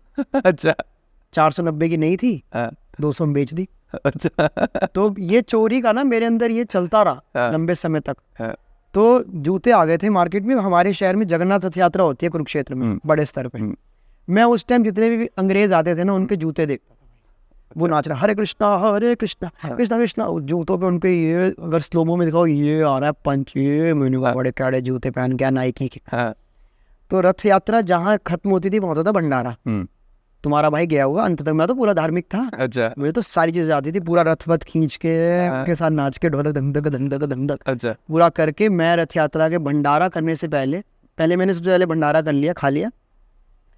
अब जूते चुराने हैं भाई। पूरे रथ यात्रा में देखे हूँ किसके बढ़िया लग रहे थे। एक आदमी का पैर वैर मैंने सेट कर लिया था नजरों से, मेरे आ जाएंगे। अपनी चप्पल उतारी, जूते पहन के घर। अच्छा, अब कट गया हल्ला की नाइकी कोई अलग सीरीज थी, तब मुझे नाम भी नहीं याद भाई। वो जूता इतना कैड़ा जूता था ना नाइकी। अच्छा, और मेरे से क्लास जहां मैं जाऊं सब लोग पूछे भाई ये कहाँ से लिया। वही कहानी चल रही कि भाई ये मैंने वहां से लिया। तो मेरे अंदर फिर ये चीज ठीक हुई बहुत समय के बाद। पहले करी फिर ठीक हो गई, भाई ये ठीक नहीं है। एक बार मैं पकड़ा गया। अच्छा भाई, ऐसे रैप्टे लगे ना। अच्छा जी, घूम घूम के एक बार पकड़ा गया था मैं। कुछ करते ऐसे कुछ टी शर्ट वी शर्ट गायब कर रहा था। उसके बाद से समझ आ गया था कि ठीक नहीं है और ये गलत काम है। तो ये चीजें होती हैं। ऐसा नहीं, अगर हो सकता था शायद मैं इसी चीज में चला जाता और मैं अब तक उसको कैरी फॉरवर्ड। बिल्कुल बिल्कुल बिल्कुल। और ऐसी फिल्मों में होता भी है, कहानियां भी हैं, लोगों को वो आदत है। ऐसे उनके पास सब कुछ है, उनको कोई एंटीक पीस उड़ाने की आदत है। मान लो ये ले गए, नमक एक फिल्म भी थी, मैं भूल रहा हूँ ऐसी एग्जैक्टली एक फिल्म भी, गजराज राव जी ने आया उसके अंदर, वाजपेयी भी थे। बिल्कुल बिल्कुल वही फिल्म की बात कर रहा हूँ मैं। आप बोल रहा हूँ बिल्कुल, मैं भी नाम तो मैंने रिलेट किया, मैंने कहा ये समस्या है। बिल्कुल बिल्कुल बिल्कुल। तो वो जो सेल्फ डाउट आप बोल रहे हो ना, मैं सवाल बताऊँ, वो अपने अंदर हमेशा से रहा था। मैं ये सोचता था मैं करूँगा क्या, मैं तो ना पढ़ाई में ठीक ना अंग्रेजी में ठीक, मैं टाइम पे कुछ नहीं कर पा रहा, मैं क्या करूँगा यार, मुझे समझ में नहीं आ रहा। म्यूज़िक का कुछ सिरा नहीं आ रहा हाथ में, म्यूज़िक करने को नहीं मिल रहा। कुरुक्षेत्र में आप क्लासिकल संगीत सीखने कहीं जा नहीं सकते, घर वालों का दबाव इतना था। तो मेरे को थिएटर में, अच्छा रागिनी गानी है तो सांग गा रहे हो आप, सांग होते थे उसमें आप महिलाओं की ड्रेस पहन के सांग गाते थे, क्योंकि वहाँ मेल ओरिएंटेड पूरा होता था, महिला आ नहीं सकती थी। तो पहले था, अब तो होने लगा कुरुक्षेत्र विश्वविद्यालय में कि महिलाएं भी सांग कर रही। बिल्कुल। तो रागनियाँ गा रहे हैं, हेराइए रे बताइए रे दिए ज्ञान सरस्वती माई। सरस्वती माता में डर जाए कौन गा रहा। अब हरियाणा का स्टाइल ही ऐसा है। बिल्कुल ऐसे स्टाइल। और क्योंकि हमने अभी तक स्कूल में गाई थी सरस्वती वंदना, बिल्कुल ऐसे, हे शारदे माई। अब वहाँ गया हूँ तो हारमोनियम पे चल रही है, सरंगी के तार करे तै तै तै तै, नकारा न फिरी करे सहरी में कर रहा सूं धर रहा सूं ध्यान तेरा सरस्वती माई। तो अलर्ट व्यक्ति और माता भी देखती कोई तो गा रहा है, कहीं से तो कोई ऊर्जा आ रही है। बिल्कुल। तो हरियाणवी संगीत और वो रेंज ना मेरी डेवलप हो रही थी, मेरी रेंज अच्छी थी गाने की। तो उस टाइम पे रहमान साहब के गाने और ये सब चीज़ें ना थी अंदर, लेकिन बाहर नहीं निकल रही थी। और बाहर एक डाउट था कि सीखा नहीं हुआ कोई। अब हम लोग जैसी सरगम सुन ली वैसी तो निकाल दूंगा, लेकिन ये नहीं पता वापस कैसे आना है। नीसा नीसा नीसा नीसा सानी सानी सानी सानी नीसा नीसा नीसा नीसा सानी सानी कॉपी पेस्ट कर रहा है। अब नहीं चल रहा है। सानी नीता सानी नीता सानी नीता सानी नीता है अंदर, लेकिन ये नहीं पता वो एग्जैक्ट नोट क्या है। NISA NISA NISA NISA NISA Dara Dara Dara Dara Dara Dara, ये पूरे नोट्स हैं, पता ही नहीं, कभी सीखा ही नहीं, इसलिए हमेशा अंदर एक सेल्फ डाउट था, नहीं मैं नहीं कर पाऊंगा। पर कीड़ा भी था, नहीं यार करना है, इंडियन आइडल आ गया भाई, इसमें जाना है, यहाँ कोई मौका मिल रहा है, यहाँ जाना है। पर चल ही रहा था संघर्ष। दिल्ली 2010 में आना हुआ मेरा, और मैं आया संगीत करने, घर से लड़के संगीत करने आया हूँ। गांधर्व महाविद्यालय में एडमिशन लेना है, पर संगीत में पैसा ही नहीं है। पैसा ही नहीं है, असली मुद्दा तो ये है। थिएटर में पैसा ही नहीं। हाँ बिल्कुल, बन जाओ आर्टिस्ट, बन जाओ, और शुरुआत सबकी वहीं से, असली में कलाकार बन जाओगे आप, शुरुआत सबकी वहीं से हो रही है। बिल्कुल। मुझे याद है मेरे जो गुरुजी हैं, जिनसे मैंने अब बहुत बाद में दिल्ली में आकर खोजा, मुझे बोलते हैं वो तेनू कुछ नहीं आंदा, तू जीरो है। बिल्कुल। मैं कहा मेरे को पता है मैं जीरो हूँ गुरुजी, पर आप मेरे को सिखा तो दो। वो है बड़ी औखी चीज है, दे मगर ना पे छाट दे म्यूजिक, मैंने सब कुछ ले लेने दे तो। और सच्ची बात है, संगीत आपसे सब कुछ ले लेता है। आपको आज आप अरिजीत जी को देख लो, अरिजीत जी अपनी एक उनका कनेक्शन मुझे लगता है ऊपर से है, वो अपनी धुन में है यार। सोनू निगम जी बताते हैं कि क्या कितनी मेहनत है। बिल्कुल। उस्तादों के इंटरव्यू देखो पीछे जाकर के, उस्ताद नुसरत साहब, क्या मेहनत, कितना लंबा रियाज होता था, 18 घंटे, कुछ था ही नहीं, खाना खाया रियाज पे, खाना खाया पेटी। संगीत लेकिन सीखने की बड़ी ताकत चाहिए यार। मैं दिल्ली आया और संगीत में पैसा ही नहीं है, गांधर्व महाविद्यालय में फीस चाहिए, भैया सपोर्ट कर लें, पिताजी तो बिल्कुल अक्खड़ हो गए, तो वेरी साइंस को छोड़ के पता नहीं कहाँ चला गया, क्या कर रहा है वो, उनसे मेरे तार बेटी नहीं रहे, जैसा आपने बताया, बिल्कुल, और गालियाँ अलग चल रही। तब मैंने देखा कि यहाँ पर रेडियो ट्राई करते हैं। अच्छा, ऐसे आप आरजे की जर्नी पे आए? हाँ, आरजे तो बहुत बाद में आया। अच्छा, 2016 में आया। अच्छा। तो 2010 से 2016 का जो समय था, उसमें तो दिल्ली में एक्सेप्टेंस ही नहीं हो रहा था कि, क्योंकि एक तो अंग्रेजी नहीं आती, दूसरा आप छोटे शहर से आते हो, वो जगह बनानी बहुत मुश्किल है। मतलब कह देना तो बड़ा आसान है, बट हाँ अब बहुत आसान है। अब जितने भी, क्योंकि अब तो ज्यादा बोलना नहीं पड़ता, सिर्फ गाना सुनाना, देसी देसी ना करे आ बोला कर छोरी रहे। तो अब तो ऐसे गाने भी बहुत हिट हैं, और ऐसे बहुत से आर्टिस्ट हैं, इन्फ्लुएंसर्स हैं, बिल्कुल, जो अपनी भाषा, अपने रीजनल कंटेंट के लिए जाने जाते हैं। बिल्कुल। अब वो थोड़ी थोड़ी चीज चेंज हो गई है, बट फिर भी कॉर्पोरेट में एक छोटे शहर से आकर के उनकी सारी चीज समझना रहना बड़ा मुश्किल था। इसमें मेरी मदद आशीष भाई ने की, जो कि मुझे लेट मिले। 2010 में मैं रेडियो सिटी आया, वहाँ पर एक सिटी का सुपर सिंगर करके एक्टिविटी शुरू होती है, तो सिंगर्स को लाइन में लगाना, और मैं भी क्योंकि गाना चाहता था, तो मुझे था कि मैं अब वॉलंटियर बनाऊँ, इंटर्न हूँ, लोगों को लाइन में लगा रहा हूँ। जी आप कौन सा गाना गा रहे हैं? अच्छा मुसाफिर यारो, ठीक है आप रुके रहिए। आप कौन सा गा रहे हैं? रुकिए। ऊपर जाके बता रहा हूँ स्टूडियो में, नीचे 16 लोग आ गए हैं सर, मैंने सबको लाइन में लगा दिया है, 8 लड़कियाँ हैं, उनके गाने ये हैं, वो यहाँ से हैं, उनके टेलीफोन नंबर, एक्सेल मेंटेन कर रहा हूँ। तो लगभग 6 महीने मैंने वहाँ पे कोई भी क्रिएटिव काम नहीं करा रेडियो में, मैंने सिर्फ वहाँ पे एक्सेल मेंटेन की, लाख लोगों को फ़ोन किए, हाँ सर कौन सा प्राइज़ जीता आपने? मॉर्निंग शो में जीता है। अच्छा क्या आज आपने जीता? अपना ID प्रूफ लेके आ जाइए, अपना गिफ्ट ले जाइए। लोगों के घर गिफ्ट देने गया, बिस्किट के डब्बे देने गया। तो मैंने रेडियो में ऐसे काम शुरू किया, पहले हर चीज़ करी, और तब रहने की बड़ी किल्लत होती थी यार, कहाँ रहे। और रेडियो में था कि इंटरनेट फ्री का मिल गया था, घर जाना ही नहीं, रातों रात बैठ के यूट्यूब पे पुराने इंटरव्यूज सुन रहा हूँ, पुरानी चीज़ें सुन रहा हूँ कि यार ये नौशाद साहब के इंटरव्यू देख रहा हूँ कि पहले बैजू बाबरा में उन्होंने संगीत दिया था तो कैसे दिया था, अंदर था वो रागदारी थी, और मैं सुनते पकड़ भी लेता था कि यार कुछ बहुत इंटरेस्टिंग चल रहा है, लेकिन ये नहीं समझ में आ रहा आज तक भी कि यार ये कौन से राग में है, ये चल क्या रहा है। मैं बड़ा इसकी बड़ी कोफ्त अभी भी है मुझे कि मुझे कुछ भी पूरा नहीं आता, मुझे सब कुछ अधूरा ही आता है। ये भी नहीं कह सकता मैं आता है, अगर मेरे से हो जाता है। कोई मुझे बोलता है बड़ा अच्छा गाता है, आप सीखते हो? मैंने कहा नहीं यार, संगीत आता नहीं है, लिखना पूरा नहीं आता। लिखने बैठता हूँ तो लगता है यार पढ़ाई कुछ नहीं है, किताबें और पढ़नी चाहिए थी। अपनी जद्दोजहद रहती है अपने आप से। किताबें अभी तकिए के रख के सोता हूँ कि 2-4 लाइन पढ़ के सोऊं। आजकल मैं वो इरशाद कामिल साहब की किताब पढ़ रहा हूँ, काली औरत का ख्वाब, क्या किताब है वो, मैं सबको कहूँगा एक बार पढ़िए। जो गीतकार बनना चाहते हैं, लेडिसिस बनना चाहते हैं, वो किताब ज़रूर पढ़िए। उन्होंने अपनी जर्नी बताई है, और उसके अंदर बहुत सुंदर कि कैसे उन्होंने सजना वे सजना लिखा, चमेली से शुरुआत हुई है, फिर कैसे क्या हुआ, फिर रॉकस्टार तक का सफ़र, और बहुत सी किताबें। मेरे फेवरेट राइटर भी मैं आपको बताऊंगा, बने रहिएगा, एंड तक जाइएगा नहीं, सब्सक्राइब कर लीजिए, इतना पानी पियाइए पॉज करके। तो मेरे को लगता है कि ये बहुत सारी चीज़ें हैं जो अभी भी जिनकी द्वंद चल रहा है और डाउट है अभी भी आप कि यार ये हो पाएगा नहीं हो पाएगा। रील बड़ी सोच के बनाई गई रील कभी नहीं चलती। बिल्कुल। कुछ भी किया हुआ बहुत चलता है। इसका मतलब ये नहीं है कि आप कुछ भी कर दो और चल जाएगा। आपका इंटेंट, आज आपको लग रहा है कि आपका काम के प्रति इंटेंट सही है, लेकिन आप अपना बैकग्राउंड नहीं देख रहे जहाँ से आप आ रहे हो। वो दिन जब मैं बच्चों को लाइन में लगा रहा था, वो दिन जब मैं सबको कॉल्स कर रहा था, वहां से सफर शुरू हो रखा है।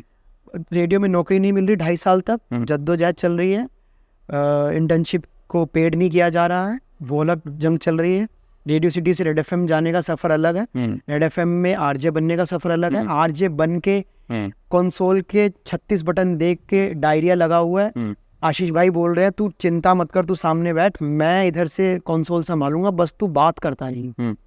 और छोटे शहर से आई एक ऐसी आवाज जिसको दिल्ली की जनता एक्सेप्ट कर रही है सुन के कि कोई लड़का है देसी सा है जो करता है अलग लेवल की बातें, जो फनी भी है, लेकिन पता नहीं कौन है। नंद किशोर बैरागी बन के आ रहा है बउआ के साथ, अलग लेवल की बकैती कर रहा है, चिट्ठियां पढ़ रहा है, नाम डाल रहे हैं, लेकिन पता नहीं कौन है।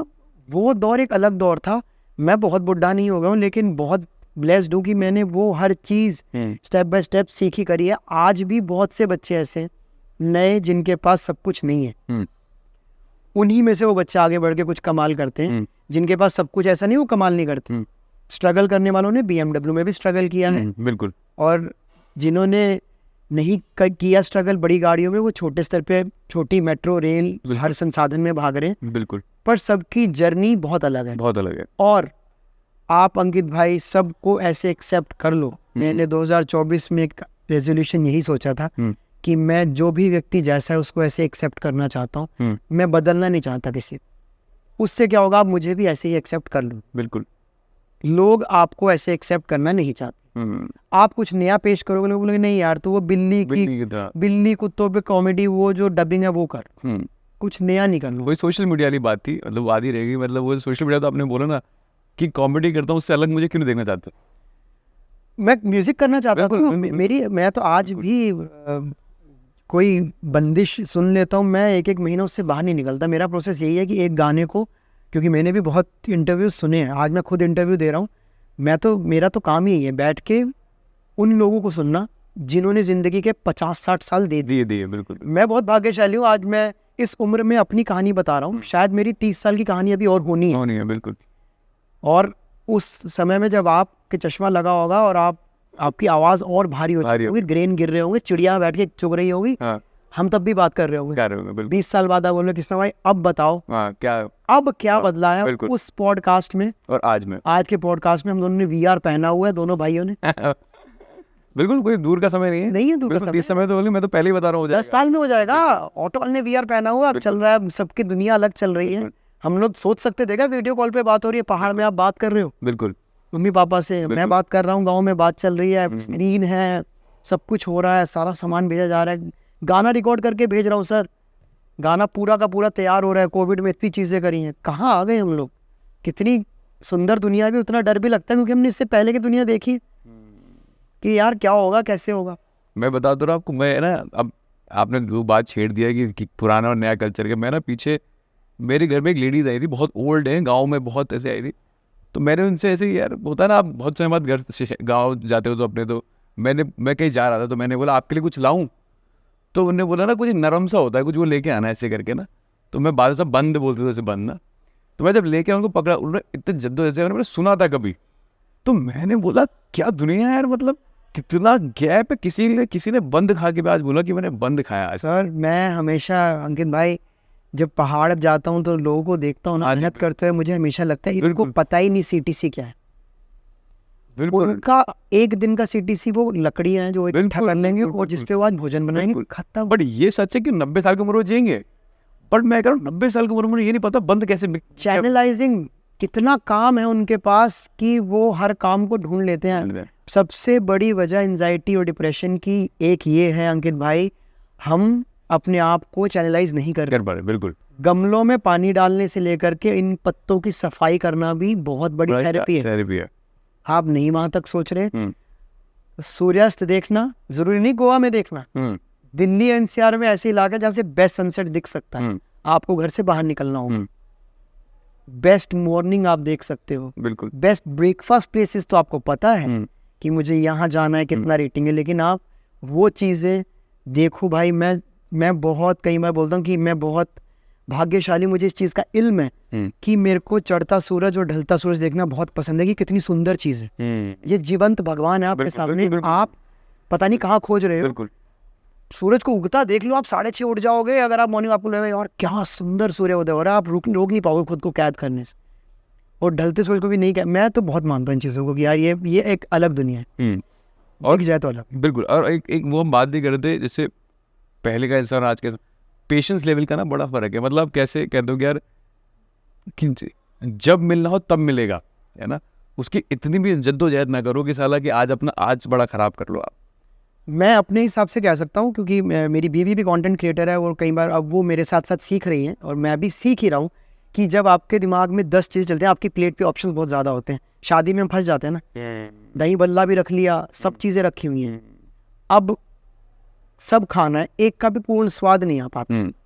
और क्योंकि हम छोटे शहर से हैं, हमको आदत ही रही है एक दाल मुझे तो दाल और रोटी की रही है। बिल्कुल। हमारे सूखी सब्जी भी नहीं बनती थी, हरियाणा का कल्चर नहीं है। बिल्कुल बिल्कुल। अब बनने लगी है कि एक एक्स्ट्रा सब्जी हो। दिल्ली का भी कल्चर है, यूपी का भी कल्चर है कि एक भिंडी की सब्जी भी होनी चाहिए। बिल्कुल। दाल है, रोटी है, रायता हो, बदलाव, फिर तो प्लेट बड़ी होती जा रही है। तो कहीं ना कहीं दिमाग में होता है यार एक मिल जाए, उससे संपर्क बना रहे और पेट भर जाए। वैसे आप बहुत फिट हैं और मैं तो दुआ करता हूँ ऐसे बरकरार रहें। खाने पे बहुत बेहद ध्यान देना ज़रूरी है। बिल्कुल। कि क्या खा रहे हो, क्या आपकी ज़िंदगी है। तो मैं हरियाणा से आया तो उस दौरान मेरे को ये समझ में आ गया था कि शरीर एक बड़ी सुंदर चीज़ है, इसका ध्यान रखना बड़ा ज़रूरी है। ये पता नहीं, ये एक अलग मेरे अंदर जग गया था कि भाई रोज़ का एक नियम होना चाहिए। पहले दौड़ मारता था मैं, अपने कॉलेज और स्कूल लेवल पे अच्छा एथलीट भी रहा, 100 मीटर 200 मीटर तक दौड़ा। लेकिन दौड़ रहा था तो लोगों ने कहा रहे तो भर्ती हो जाएगा, हवलदार बन जाएगा, बढ़िया दौड़ा है तो इसने ले जाओ, अम्बाड़ा भर्ती हो रही है। बिल्कुल। भर्ती में चले गए, छाती ऐसे करके खड़े हो गए, वो इंची टेप लगा, ना भाई तेरा को नहीं होगा, दोगे पैसे लगेंगे भर्ती होने में। तो मुझे समझ में आ रहा था भाई ये चीज़ें आपकी जर्नी कैसे, लेकिन बॉडी डिसिप्लिन सबसे बड़ी चीज़ है। बॉडी डिसिप्लिन सबसे बड़ी चीज़ है। आपको ये चीज़ें मिल जाएंगी, जो आपने बोला सब्र करो, सब आपके पास हो जाएगा, लेकिन टाइम लगेगा। और बॉडी सिखाती है आपको, बिल्कुल, धीरे धीरे आपको चीज़ें मिल। एक ना बहुत अच्छे डायरेक्टर थे, उनसे बात करते गए उन्होंने बोला कि उन्होंने ये इस पर बात आ रही थी, पेशेंस वाली लेवल पे बात है। उसने बोला आदमी को इतनी जल्दी है ना कि वो सीखना नहीं चाहता, बहुत जल्दी सिखाना चाहता है। आज आप एक थोड़ा सा थिएटर करके आ जाए, मैं थिएटर कर रहा हूँ, बढ़िया। अरे डायरेक्टर, बिल्कुल बिल्कुल। तो मैं कह रहा हूँ कि जैसे मैं बोलता हूँ आप कंटेंट क्रिएटर को कंपेयर करते, आपको जब कोई बोलना कंटेंट क्रिएटर, तो मैं ज़्यादा सरप्राइज हूँगा। इसीलिए सरप्राइज हुआ क्योंकि मैं जानता हूँ शायद मैं आपकी बात कर रहा हूँ, मैं रेडियो तब सुन रहा हूँ जब शायद वो बच्चे पैदा भी नहीं होंगे। हाँ सही में, मैं वो बच्चा जब आप ये कह दे कि अब मेरे रिव्यू भी उनके बराबर ही आ रहे हैं, तो फिर मुझे लगता है कि उसे समझ ही नहीं आया कि जर्नी और कंपैरिजन में फ़र्क कैसे होता है। वो पुराना ना, वो इसीलिए जो मम्मी पापा आपको अब भी नए बच्चों को सिखा रहे हैं ना, वो आगे चल के उनको पता चलेगा वो क्या कह रहे हैं। या कल को हम बाप बनेंगे, जो हम सिखा रहे हैं उनको तब समझ में आएगी यार बाप सही कह रहा था। तो कहीं ना कहीं पेशेंस की तो कोचिंग्स होनी चाहिए भाई। इसीलिए बहुत सारे गुरु लोग जो हैं इंजीनियरिंग, इनर इंजीनियरिंग की बात कर रहे हैं। बिल्कुल। आप विपासना जाते हैं, बड़े बड़े लोग अपना फ़ोन त्याग रहे हैं 7-7 दिन के लिए, ध्यान सीख रहे हैं, चीज़ें कर रहे हैं। क्यों? क्योंकि उस तरफ वापिस ही नहीं आया जा रहा। पेशेंस की तो कोचिंग होनी चाहिए। सब्र सिखाया जाता नहीं है किसी को, सब्र की कोई किताब भी नहीं है। लेकिन सब्र आता है जब आप ऑब्जर्व करते थे इस चीज़ को। जैसे आपने ऑब्जर्व किया कि वो आंटी उस बन मस्के को, उस बन को खा रही थी, वो वहाँ से आपने हल्का सब्र ले लिया, वो ब्लेसिंग है।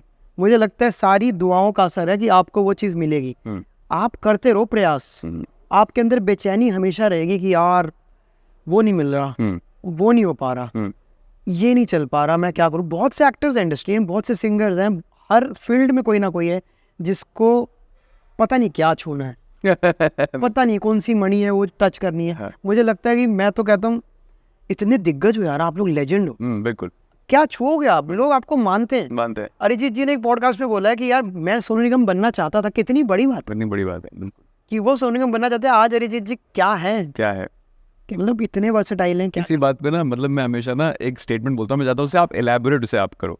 तो एक ना मैं बुक पढ़ रहा था, उसमें लिखी थी कि I want more flowers on my grave rather than having more diamonds on my grave. बिल्कुल सर, ये मैं तो इससे यही कहूँगा कि फूल आप तभी समझ पाएंगे, फूलों को भी, फूलों की अदाओं को भी, बागों में जाना भी, जब आपको ये समझ में आ जाएगा कि यार ये प्रोसेस से फूल बना है, बिल्कुल, ये ऐसे ही नहीं बन गया। गुलदस्ते पेश तो हो जाते हैं 500 के, 1000 के, 2000 के, लेकिन उसके पीछे की बहुत मशक्क़तें हैं। बिल्कुल, वो इस पन्नी में चमक रहे हैं और रजनीगंधा लग रही हैं और ये हो रहा है, उसके पीछे की बहुत बड़ी कहानी है। प्लेटफॉर्म्स हैं, वो चीज़ें आप परोस भी रहे हो, बहुत से कैमरे के पीछे की चीज़ें हैं, नए नए वीडियोग्राफर्स हैं, आप सुंदर चीज़ें दिखा रहे हैं, गांव दिखा रहे हैं, शहर दिखा रहे हैं, फूल की मंडी दिखा रहे हैं, कहानियाँ तो हैं। तो वो अनुभव आप तक पहुंचना किसी भी चीज़ का आपको सब्र दे के जाता है। और मेरे को हमेशा से लगता था, जब मैं न्यू अशोकनगर रहता था, रेड एफएम जाता था नाले के ऊपर, तब मुझे लगता था कि यहाँ से निकला जाएगा। निकल गया 2016 में, जब आरजे बना, सैलरी बढ़ी, मैंने कहा अब मैं मयूर विहार रह सकता हूँ। मयूर विहार रह रहे, हो सकता है मयूर विहार रहते रहते मयूर विहार इतना पसंद आ गया, आज सब कुछ होते हुए वहीं रहने का मन कर रहा है। बिल्कुल बिल्कुल, ऐसा नहीं कि यहाँ से छोड़ा जाए, कहीं और जाए, क्योंकि वहाँ आपका इतना अच्छा बन गया। फल वाले से दोस्ती है, हाँ, बिल्कुल, सब्जी वाले से दोस्ती क्या, वो एक परिवार है। बिना सब्जी आए आपका चल जाएगा क्या? नहीं चल पाएगा। तो वो उनसे एक पूरे पारिवारिक तौर पे बातचीत है, वो आपका हालचाल पूछ रहे हैं, आप दिखे नहीं जी, आप कहाँ गए हुए थे इतने दिन से, फ़ोन पे बात हो रही है, घर पे सब्जी पहुँच रही है, आप सब्जी लेने जा रहे हो। राशन खरीदना मेरी सबसे बड़ी थेरेपी है, मेरे को तो बहुत आनंद आता है। अच्छा, सब्जी, राशन, फल ये खरीदना मुझे बहुत पसंद है। मैं सख्त खिलाफ हूँ, बीवी को बोलता हूँ ऑनलाइन मत मंगा। अच्छा, मैं जाऊँ, मैं जाके ऐसे, क्योंकि वहां जाकर ही आपको चीजें समझ में, ह्यूमन इंटरेक्शन वैसे ही कम हो गया है, कम हो गया। वही तो आपको कैरेक्टर मिलते हैं। बिल्कुल, जो आते ही पूछता है सामग्री ऐसी मिल जाएगी, कोई ऐसा नाम लेगा, कोई ऐसा मसाला बोलेगा, वहां से आपको समझ में आएगा कि चीजें लोगों से मिलोगे ही तो कैसे चलेगा। मैं तो बहुत मतलब अब काम के चलते ना, क्योंकि मैं यार आज भी अंकित भाई ये सवाल मैं ही कर लेता हूँ खुद से, मुझे आज भी नहीं पता मुझे क्या करना है। आप मुझसे क्या करोगे, मैं खुद बता रहा हूँ, मुझे लगता है मुझे सिर्फ म्यूजिक करना है। मैं कंटेंट क्रिएटर बन चुका हूँ। क्या मैं कंटेंट क्रिएटर हूँ? मुझे लिखना चाहिए, मुझे स्टैंड अप कॉमेडी करनी चाहिए, मुझे एंकर बनना चाहिए, टीवी होस्ट की भूमिका निभानी चाहिए। मैं अब तक कंफ्यूज हूँ, बट इसका जवाब भी मैं खुद से लेता हूँ कि जो चीज़ जैसे मेरे पास आ रही है उसको करके सीखते कि यार कमेंट्री का अच्छा ऑप्शन आ रहा है, की जाए। अच्छा, कैसे आप, फिर मेरी और आपकी बात भी हो रही थी कि आपने बोला ना कि यार सब ना लोगों का रवैया आपकी प्रोग्रेस से बदलता रहता है ना, आपके आसपास के लोगों का रवैया कहीं ना वो ये भूल जाते हैं कि यार मैं वही किसना जो पहले था, बट आप ही मुझे कुछ बड़ा बना के दिखा रहे हो, पेश कर रहे हो। यार सबसे पहले ना आपके जीवन में जब भी कोई भी चीज़ घटती है, घटना मैं पैसे के संदर्भ में बोल रहा हूँ, मान लीजिए आपका 1 किलो सोना निकल आया, मैंने सबसे पहले देखा था मेरी बुआ का, मैं अपने घर के एग्जांपल दे रहा हूँ, मेरी बुआ का 1 किलो सोना निकल आया था। डाक खाने की एक पॉलिसी थी, उसके तहत पंजाब में कोई थी, उनका 1 किलो सोना निकल आया, तो हल्ला कट गया भाई। अच्छा, 1 किलो तो शायद कुछ कम था, मतलब निकला था कुछ। हाँ। तो मैंने देखा कि बुआ के प्रति आसपास का भाव बदल गए, व्यवहार बदल गया। दर्शनी, उनका नाम दर्शनी बुआ जी, दर्शनी, कमाल होगा, देख परमात्मा की माया, जिससे देना ही है। तो वहाँ उनकी टोन चेंज होती है।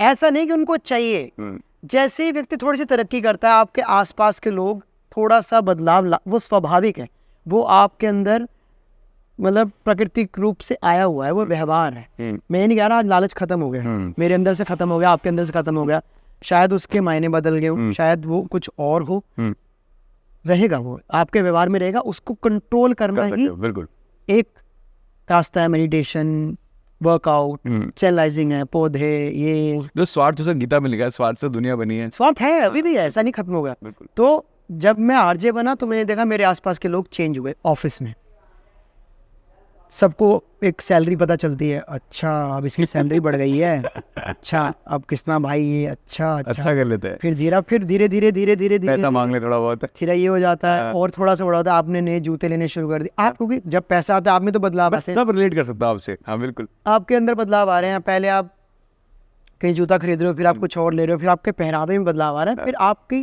क्योंकि पैसा ना जब आपके पास आता है बहुत चीज़ें आती हैं, आपका खान पान चेंज होता है। अच्छा बेटे, पहले तो खा लेता था, अब सिर्फ उबली एक्सोटिक वेजिटेबल्स खाएगा। बिल्कुल। बन रहा है एस्थेटिक का प्रोटीन, अब हर चीज़ ऐसी चाहिए। तो लोग आपको ना आप पे गौर कर रहे होते हैं, जबकि वो मेरे अंदर लाया गया मेरा पॉजिटिव बदलाव है। पर लोगों के प्रति क्या, अरे फालतू पैसा आ गया, इसमें तो लगाना ही है, ये खाएगा लाल पीली शिमला मिर्च, साले वही से आए हैं हम भी। बिल्कुल। रहेगा तो मान लिया तू वही। बिल्कुल। तो जो ये वाली टोन है ना, रहेगा तो मान लिया तू वही, हमने तेरे को देखा है, वो आपकी जर्नी में थे तो, लेकिन अब वो आपकी जर्नी को एक्सेप्ट नहीं कर रहे।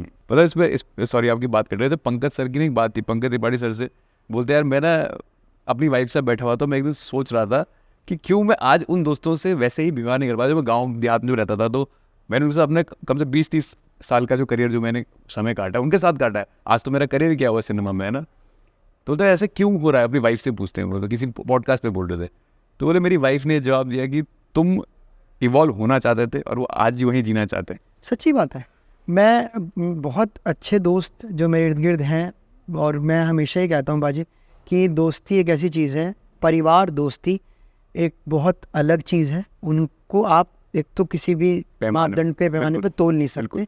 और जब आप बड़े होते हो ना किसी भी संदर्भ में, चाहे आपकी एक बड़ी नौकरी लग जाए या आपका यूपीएससी निकल जाए, तो एकदम से जो दूसरे व्यक्ति को झटका लगता है ना कि अबे भाई ये क्या हो गया भाई आपका तो पता ही था, आप नहीं करोगे तो कौन करेगा, आपको हमने शुरू से देखा है भाई।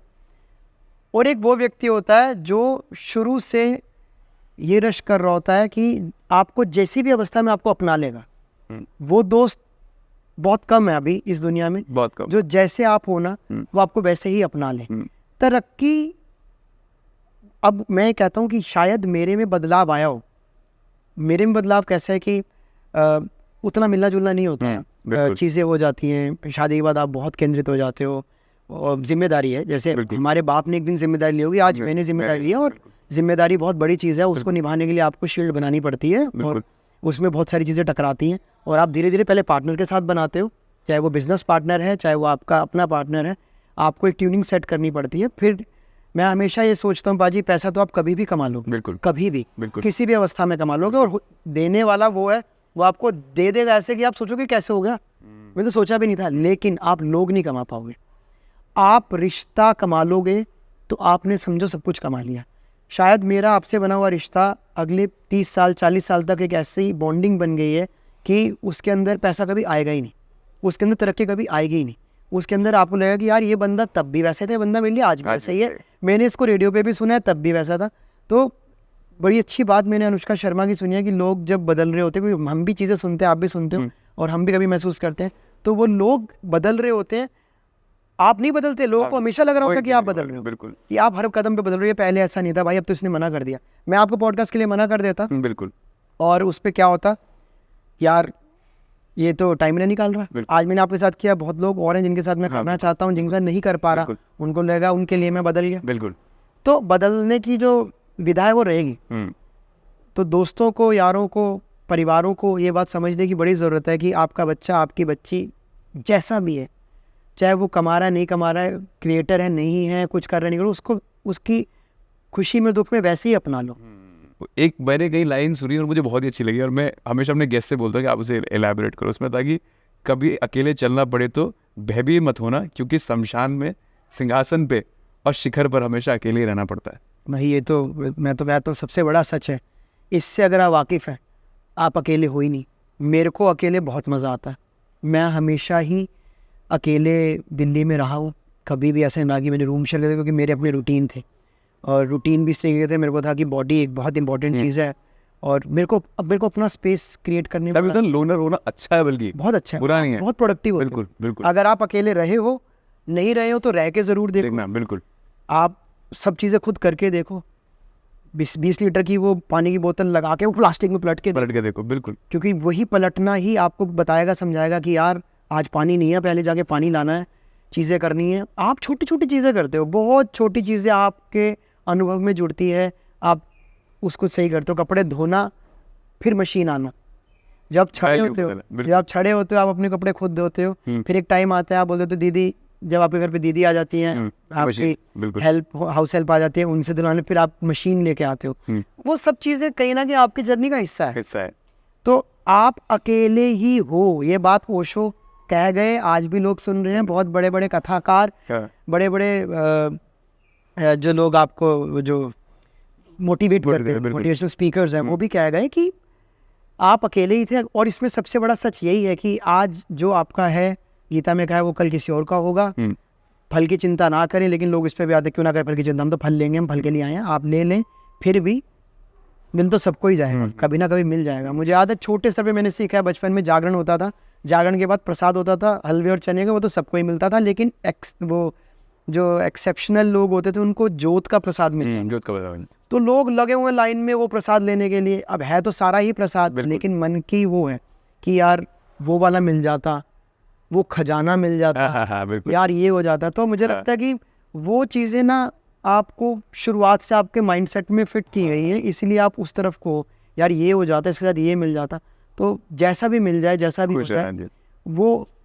अब लोग कहेंगे इतनी ऐसी बातें कर रहा है, कमाते साले इतना है, बातें करते इतनी धार्मिक, अभी इनको बोलो कि ऐसे जाना चले जाएंगे, अभी बोलो इनको ऐसे निकलना निकल जाएंगे। सभी एक्टर्स के लिए भी लोग बोलते हैं, इतनी बड़ी बात कर दी मनोज बाजपेयी जी ने, पंकज त्रिपाठी जी ने, उनको बोला है चले जाएंगे। भाई समय के साथ साथ वो बड़े हुए, और उनको भी पता है उनके पास समय कम है, जैसे वो भी सब्जी लेने जा सकते हैं, वो भी चीजें कर सकते हैं, लेकिन लोग बहुत घेरते हैं भाई, बहुत घेरते हैं, लोग नहीं समझते। बिल्कुल, आप अपने परिवार में ही कुछ बड़ा कर दो, वो चाचा ताऊ बिठा लेते हैं, बाइक किस तरह कितने करे बताओ वो, बिल्कुल, फिर कैसे लगी तूने पेपर कैसे पढ़ा, फिर तेरी उसमें जीपीटी में सिलेक्शन हो गई, फिर तू पक्का हो गया, फिर पक्का होने पर तेरी क्या सैलरी बनी भाई, आप वहाँ जवाबदेही आपकी, आप तो एक एक्टर हो, आप एक छोटे मोटे पब्लिक फिगर बन गए हो, तो लोग आपसे इतनी उम्मीदें करते हैं, परिवार वाले आपसे 100 सवाल करते हैं, ब्याह तो नहीं कर रहा, तेरी सेटिंग है तो बता, सेटिंग है तो हम कराएंगे, कौन है वो, उनका गोत्र निकलवा, उनका ये करवा, उनकी सेटिंग करा, और ब्याह कर लिया तो बालक क्यों नहीं कर रहे भाई, क्या दिक्कत है तुम्हें,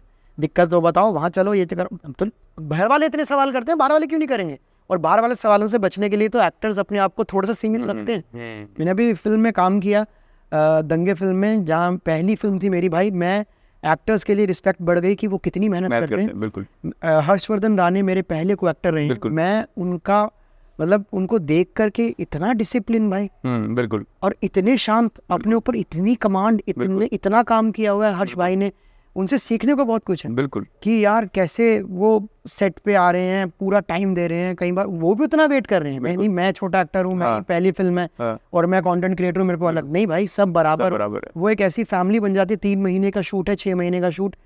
अब मैं मिस करता हूँ वो टाइम, कि यार वैनिटी लगी हुई है, बैठे हुए ऐसे बात कर रहे हैं, ऐसे ही सोफे होते हैं वैनिटी में। बिल्कुल, हर्ष भाई और मैं ऐसे बैठे होते, बस वो रिकॉर्ड नहीं करते थे। बिल्कुल, और उनसे सीख रहे होते थे। बिल्कुल, तो वो हमेशा बोलते थे कि उम्मीद मत करो।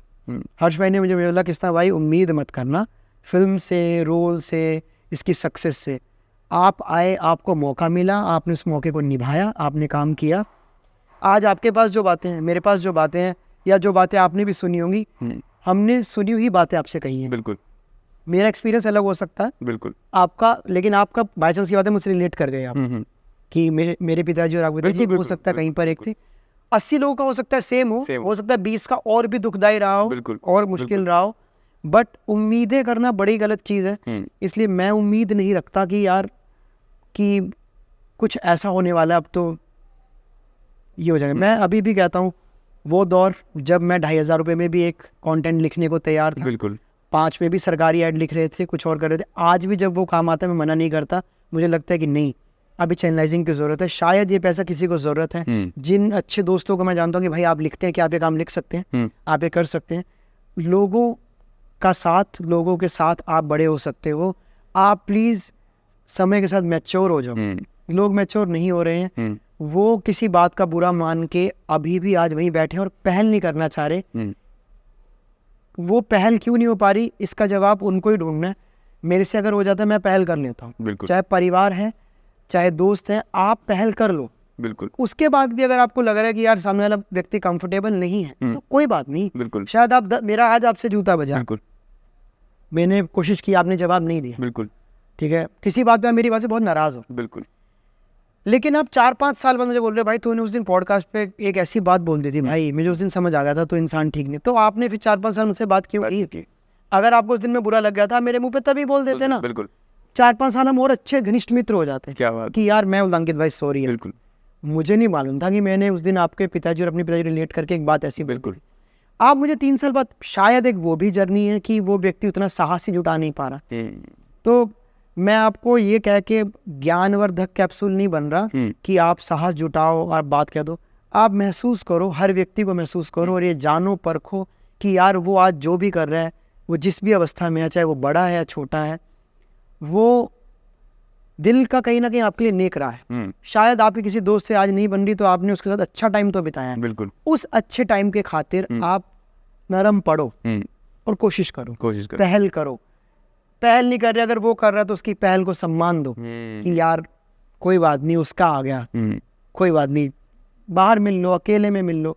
फ़ोन का जवाब अकेले में, बहुत सी मजबूरियां होती हैं सबके पास कि फ़ोन नहीं उठा सकता यार, अभी मैसेज का जवाब नहीं दे सकता, अभी मैसेज। मुझे लगता है कि आप कॉल कर लो, करते रहो, कोशिश करते रहो। बंदा नहीं उठा रहा, कोई बात नहीं, एक दिन उठा लेना। तो मैं तो हमेशा चाहता हूँ कि मैं कोशिश करता रहूँ, आर्ट के प्रति हो, समाज के प्रति हो, इंसानों के प्रति हो, आप करते रहिए।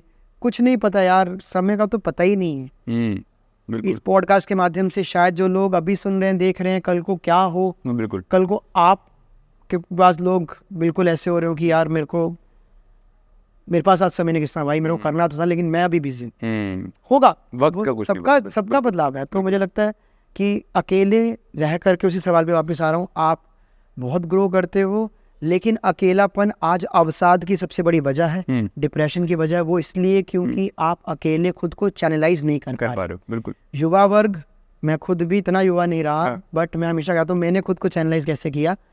म्यूजिक भी सुना, म्यूजिक गाने की कोशिश भी करी, घर पे गमले भी रखे, पहले 2 गमले रखे, उनकी देख रेख करी, धीरे धीरे गमले बढ़ाए, फिर किताबें पढ़ना शुरू किया, फिर चीज़ों को एक स्थान से उठा के उस स्थान पे रखना मेरे लिए सबसे अच्छा काम कर गया। जिसमें मेरी बीवी से मेरी लड़ाई होती है, वो खिंडारा करती है और मैं समेटता हूँ। अच्छा, बहुत बढ़िया लड़ाई होती है हमारी।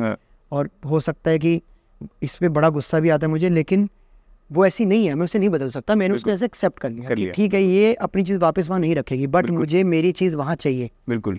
मैं बड़ा इसमें वो हूँ कि ये ग्लास यहाँ है, यहाँ से ये उठेगा, हाँ इसमें से कॉफ़ी खत्म होगी, ये उठेगा। अगर नहीं उठा रहे तो ये अंकित की प्रॉब्लम है भाई, अंकित में प्रॉब्लम है। अंकित भाई अगली बार मेरे घर आओ, इस ग्लास को वहाँ रख देना। बिल्कुल। अंकित ने, हम लोग बैठे भी हैं, पार्टी भी चल रही है, तो भी मेरे को रहेगा कि एक टिश्यू पेपर वहाँ है। इसे आप ओसीडी कह लें या अपना नजरिया, एसीडीसी पीडीसी जो भी कहते हैं, सबका अपना नजरिया। तो खुद को चैनलाइज करने के लिए ना आप छोटे छोटे टारगेट डिसाइड कर लो, शायद आपके लिए काम कर जाए, मेरे लिए कर गए थे और आज तक कर रहे हैं। लड़ाई होती है मियाँ बीवी में, तो मैं वही करता हूँ, पौधों के पत्ते साफ करने लग जाता हूँ। तो अब वो भी कभी कभी ये करती है, तो मैं देखता हूँ प्रभावित होते हो आप, चीज़ें करते हो। बिल्कुल। तो छोटी छोटी चीज़ें करके आपको आभास होता है कि ज़िंदगी बड़ी खूबसूरत है, और आप 2 लोग हो तो भी बहुत सुंदर है, आप अकेले हो तो भी बहुत ज़्यादा सुंदर है, क्योंकि सब कुछ आपको करना है और आपका टाइम यूँ गायब हो जाएगा, आपको टाइम मिलेगा ही नहीं। लोगों को लगता है भाई मैं क्या करूँ, मैं अकेले करूँगा भाई, मैं बोर हो रहा हूँ, क्या करना है, कहाँ जाऊँ, कैसे करूँ, क्या। आपके वो मम्मी पापा जो आपसे कभी साहस नहीं जुटा पाए कहने का कि यार मेरे तेल लगा दे, नहीं कहते माँ बाप, कभी नहीं कह सकते, बहुत मुश्किल है उनके लिए कि मेरे तेल लगा दे पाँव पे या बालों में। आपने कभी महसूस किया, मैं बहुत इमोशन वाली बात बोल रहा हूँ यहाँ पर, कि आपके पापा लेटे हैं और वो कह रहे हैं मेरी टांगों पे चल। हम छोटे हैं, हम 7वीं 5वीं में हैं, वे पापा आके लेटे थक के और आप दीवार पकड़ के पापा की टांगों पे चल और उनकी टांगों को आराम मिल रहा है। मैं आज वो फील करता हूँ कि वो उनकी टांगें दबा रहे हैं, हमारे लिए एक बिल्कुल एक अलग विधा सी है कि आप अपने पापा की टांगों पे चल रहे छोटे पाँव से, और एक मसाज भी हो रही है और वो बोल रहे हैं और वो अपना करते करते वो सो गए। ये फ्लैशबैक है भाई, ये आपके जहन में आते हैं कि जब आपके पापा या आपकी मम्मी आपको कोई काम बोलती हैं। मुझे लगता है कोई शर्म की बात नहीं है, आप अपने पापा के लिए आज बहुत लोग ऐसे हैं जिनको मैं जानता हूँ करते हैं और देख के बड़ा सुकून मिलता है यार। हम दूसरों के लिए तो बहुत कुछ करने को तैयार हैं, अपने मसले हमारे सुलझ नहीं रहे, खुद के घर में हमारी इतनी दिक्कतें चल रही है, लेकिन बाहर हम एकदम समझेंगे भाई साहब कुछ चाहिए तो नहीं आपको, कभी भी कोई दिक्कत हो भाई एक आवाज दे दी अंकित, जहाँ कहेगा नोएडा में आ जाऊंगा, जय कह दे फरीदाबाद में दनोदन प्रोग्राम है, जब कहेगा हाजिर हो जाऊंगा भाई, फुल सपोर्ट है भाई। घर में चश्मा भी लगवा देते किसी, घर में अटके पड़े हैं काम, एक नारियल पानी माता पिता का बंधवाना है, वो नहीं होता।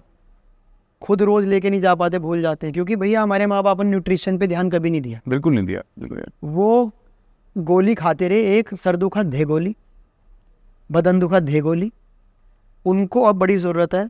तो जो नए बच्चे हैं, जो थोड़े 18, 20, 22, 24 के हो गए हैं, मैं कहूँगा यार माता पिता भी थोड़े एक्टिव हैं, उन मम्मी पापा का भी न्यूट्रिशन का और अपना भी थोड़ा ध्यान रखें, क्योंकि हमने कोविड से भी सीखा अब बॉडी जो है वो चकमे देती है। बिल्कुल। बॉडी वैसी नहीं रही है। बॉडी आपका सपोर्ट भी बहुत करती है, आपसे प्यार बहुत करती है। आप बॉडी की वो जो गतिविधियाँ उन पे गौर ज़रूर करें। बिल्कुल। समझे कोई पेन है कंधे में, समझे वो पेन किसी वजह से है, उस पर गौर करें, उसको इग्नोर ना करें।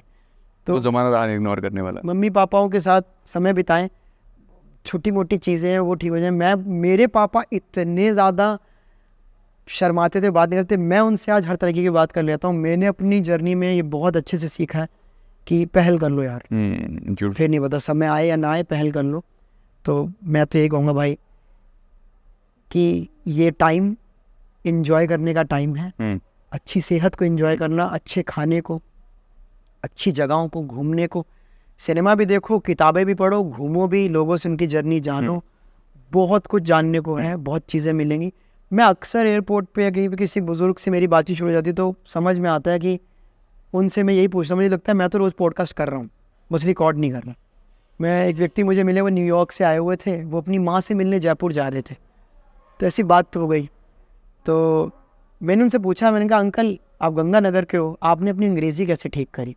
वो IT टॉपर थे राजस्थान के। अच्छा। मुझे बोला कि मैंने दिल्ली IT में एडमिशन हो गया, फिर मैं 79 में कनाडा चला गया, वहाँ से 3-4 साल के बाद मैं न्यूयॉर्क US में सेटल डाउन हो गया। तो मैंने अपनी इंग्लिश ठीक करने के लिए 2 डिक्शनरी खरीदी, Hindi to English, English to Hindi. मैं रोज़ 4-4 लाइन्स लिखता था, फिर उनको यूज़ करता था। तो मैं देख रहा था यार अंकल आज 60 अबव है, अंकल ने कितनी मेहनत करी है यार अपने कार्यकाल में, और वो एक बड़ी पोस्ट पे रहे होंगे, IT पास आउट थे, उनको क्या 1980 में US में पैकेज मिला होगा। आज सब कुछ सेट है। आज वो अपनी माता जी से मिलने गंगानगर जा रहे हैं, जयपुर जाएंगे, वहाँ से एक गाड़ी लेंगे, फिर गंगानगर पहुँचेंगे। जर्नी तो है, सबका कनेक्शन तो है। और भारतीय लोगों की सबसे खूबसूरती बात है वो कनेक्शन बना रहता है। आप कितने ही बड़े क्रिएटर बन जाओ, कितने ही बड़े एक्टर बन जाओ, कितना भी मकाम हासिल कर लो, वो जुड़ाव आपका रहेगा। आप वापस भागोगे और वो चीज़ें करवाएंगे, वो चाहे पूर्वज करवाएं, आप उनको याद ज़रूर करें, क्योंकि कहीं ना कहीं वो बिंदु भी आपसे जुड़ा हुआ है। आज आप अंकित हैं, लेकिन उसके पीछे की एक बहुत बड़ी कहानी। अंकित जैसे दिखने वाले बहुत सारे परिवार में, बिल्कुल, बहुत ही कॉमन नाम है हमारा, तो कॉमन नाम है बहुत। तो मेरी बीवी का नाम अंकित है, वो भी यही बोलती है बहुत कॉमन नाम है, सोचा ही नहीं माँ बाप। बिल्कुल, अंकिता बहुत इजीली रख देता है। बिल्कुल, तो मुझे लगता है कि ये चीज़ें बड़ी समझने की हैं और आपके अंदर वो समझ डेवलप हो रही है। थोड़ा सा इधर उधर होना। आपको ना इसी पे फॉलो अप क्वेश्चन देता हूँ आप, और एक कोई बात होगी उसी को मैं आपको समझाना चाह रहा हूँ और आप उसका जवाब देना। तो मैं ना रिसेंटली वृंदावन में बाबा जी से मिला, पर उनका थॉट प्रोसेस ना बड़ा क्लियर था, लाइफ को लेकर थोड़ा अलग था। जैसे मैं ना उन बाबाओं से ज़्यादा इंस्पायर नहीं होता जो बहुत धार्मिक बात कर लेते। अच्छी बातें करनी चाहिए, मैं बहुत धार्मिक आदमी हूँ, पर धर्म होता क्या है वो तो बहुत ऊपर की कहानी है ना, आप सत्य की बात तो नहीं कर सकते। तो मैंने उनसे बोला कि बाबा जी आपको जैसे गीता से या फिर रामायण से कुछ ऐसा बताओ जो बड़ा हो जाएगा। तो उन्होंने मुझे पलट कैसे बोला कि क्या फ़ायदा तेरी ज़िंदगी का, जब तू किताबों पे जीता रह गया तो तुझे क्यों दिया जन्म, तू अपने आप तूने किताब पढ़ी है, किताब ने तुझे नहीं पढ़ा। सही है ना। तो उसने बोला तुझे जीवन जो दिया है तूने उससे कुछ सीखा ही नहीं। तो उनका ये कहना था जो जीवन मिला है ना वही सब कुछ है, जो किताब पे चल रहे हैं ना वो बस धर्म बना रहे हैं। सबको मिलता है भाई, बस समस्या रहती है किसी को कुछ और चाहिए, वो उसके लिए जद्दोजहद कर रहा है, लगा हुआ है।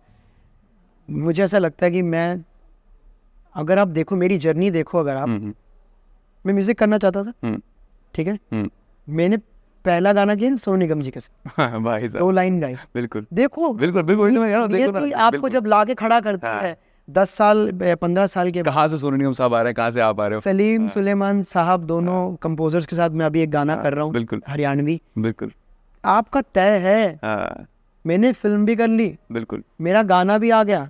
अब आप मुझे पूछो कृष्णा भाई अब क्या है, क्या करके मानोगे, बिल्कुल अब आपका नेक्स्ट पड़ाव क्या है, मेरे को नहीं पता ना मुझे जानना। मुझे जो छोटा काम आता है, बड़ा काम आता है, कैसा भी काम आता है, मैं कभी ना नहीं करता भाई। मुझे लगता है ठीक है, कुछ मापदंड आ गए हैं, एजेंसीज आ गई हैं, आप टैलेंट हैं किसी एजेंसी के, उनके अपने तौर तरीके हैं, उनको भी फॉलो करो। आपके पास मैनेजर भी है, बिल्कुल, वो भी कुछ तरीके फॉलो कर रहे हैं, हम वो चीज़ भी सीख रहे हैं बिल्कुल समय के साथ साथ कि यार ऐसा करना है, ये बात करनी है, इनसे ऐसी बात करनी है, इनसे बात नहीं है, तो चीज़ें चल रही हैं कहीं ना कहीं। तो आप उतने पोषण के हकदार हो, जहाँ जहाँ आपको मिल रहा है आप अपना न्यूट्रिशन खींचो और काम में उसको दिखाओ करते रहो, ऊर्जा रहे आप में। तो मुझे लग रहा है अब चीज़ें आसान हैं, बट उतना ही मुश्किल है खुद को समय देना, खुद के लिए टाइम निकालना, बिल्कुल चीज़ें करना और ऐसे करना। जैसे मैं तो हमेशा कहता हूँ, आप अगर फिट हैं, इससे बड़ा धन कोई नहीं है। आप तंदुरुस्त है ना, आप सब कुछ कर लोगे। आप तंदुरुस्त रह के घर वालों की सेवा भी करोगे, पैसा भी कमाओगे, अपनी मस्ती भी करोगे। जहाँ आप तंदुरुस्त नहीं हो शरीर से, आप कुछ नहीं कर सकते। तो पहला नियम है तंदुरुस्ती, फिर आ जाओ चैनलाइजिंग। बिल्कुल 10 चीज़ें ट्राई मारो, हो सकता है 5 आपकी एक्टिवली हो जाए, बिल्कुल, और 10 की आपके अंदर ताकत हो। आपने कभी खुद को पुश ही नहीं किया। हो सकता है किताब पढ़ना, अखबार पढ़ना, अखबार में आप चाहे मस्ती खबरें पढ़ो, कोई बात नहीं, अंतर ढूंढो पंजाब केसरी में 2 तस्वीरों में, वो भी अपने आप में एक विधा है भाई। बिल्कुल। तो मुझे लगता है कि बहुत ये चीज़ें आपको इवॉल्व कर रही हैं और आप होना चाह रहे हो। तो मुझे कुल मिलाकर के यही अब तक ज़िंदगी का समझ में आया, सब्र आपको मिलता है पर आप इग्नोर करते हो, आपको जल्दी मची हुई है। आप जो कर रहे हो वो ब्लेसिंग्स हैं। बिल्कुल, मेरे साथ तो बहुत मैंने फील किया है, इतनी दुआएं हैं लोगों की, इतना प्यार मुझे मिला है अपने इर्द गिर्द, बहुत लोगों ने बहुत प्यार दिया है, जिससे कि मैं कोई भी काम करता हूँ तो लोग टिक जाते हैं, यार सुनते हैं क्या कह रहा है। वो ब्लेसिंग्स है भाई, ब्लेसिंग्स है। तो बहुत से अच्छे लोग हैं इंडस्ट्री में, और अब जिनके साथ काम कर रहे हैं, लोगों के साथ काम करो, कोलैबोरेशंस करनी चाहिए, और फ़ायदा हर चीज़ में नहीं ढूंढना चाहिए। ये चीज़ें सब लोग समझाते हैं, बट सबका काम करने का तरीका अलग है। मैं तो बहुत ओवरवेम्ड होता हूँ जब ये चीज़ें होती हैं कि यार बड़ी अच्छी बात है कि मेरे को कोई बोल रहा है किसी काम के लिए, तो मैंने कहा यार ये अच्छी बात है। अब डिजिट्स हैं, फॉलोअर्स हैं, ब्लूटिक है, वो भी एक वजह है कि लोग आपसे संपर्क में आते हैं। उससे पहले हम जब रेडियो कर रहे थे, मैं और आशीष भाई, तब हम सब सेलेब्स का इंटरव्यू करते थे ऐसे ही स्टूडियो में बुला के, दिल्ली का तो कड़क लड़ने किसना, और आशीष साहब का स्वागत करते हैं, बुला रहे हैं, आइए जी बात करते हैं। तो फुल एनर्जी से करते हैं तब भी, आज भी अपनी चीज़ एनर्जी से करते हैं, चाहे कोई स्केच है चाहे म्यूज़िक है। तो जल्द मैं बहुत अच्छे गाने आपको लेके आने वाला हूँ, और अलग अलग तरीके के गाने हैं, जिसमें कुछ ब्रेकअप सॉन्ग भी है, कुछ मस्ती वाले गाने भी हैं, कुछ और मस्ती वाले गाने भी हैं। तो मैं अब संगीत को थोड़ा सा टाइम दे पा रहा हूँ, और इसमें पूरा श्रेय अंकिता को जाता है, क्योंकि वो एक भाग संभाल रही हैं कंटेंट क्रिएशन का। मैं कंटेंट के साथ साथ ये चीज़ें कर पा रहा हूँ, और वही भाग्यशाली हूँ कि कर पा रहा हूँ, हर चीज़ ट्राई कर रहा हूँ। मैं खुद से भी सवाल करता हूँ कि मैं कहीं एक जगह बन जाऊँ ज़्यादा सही है, बट मैं कर रहा हूँ कि अभी तक ऊर्जा है, करते रहे। आपकी वाइफ भी कंटेंट क्रिएटर, आप भी कंटेंट क्रिएटर में कहूँगा नहीं, बट हाँ ठीक है, आपने टर्म यूज़ कर लिया तो कह सकते हो आप। तो फिर भी जो मैं ये क्वेश्चन रिलेशनशिप को लेके, मतलब कैसे आप मैरिज को ना सक्सेसफुल बनाते हो आप? यार दो अलग अलग लोग हैं, बिल्कुल अलग लोग हैं, बहुत अलग लोग हैं। शादी एक बहुत बहुत मुश्किल चीज़ है। मेरी बीवी हमेशा बोलती है कि आप ना कहीं भी इंटरव्यू होता है और आप ना ये क्यों बोलते हो कि शादी नहीं करनी चाहिए। मैं बोल देता हूँ अच्छा कि शादी नहीं करनी चाहिए। कहती है आप ऐसा क्यों बोलते हो? तो अक्सर मियाँ बीवी चाय पीते हुए डिस्कस करते हैं। मैंने कहा मैं इसलिए बोलता हूँ क्योंकि मेरे में सब्र था, मैंने रिश्ता संभाल लिया।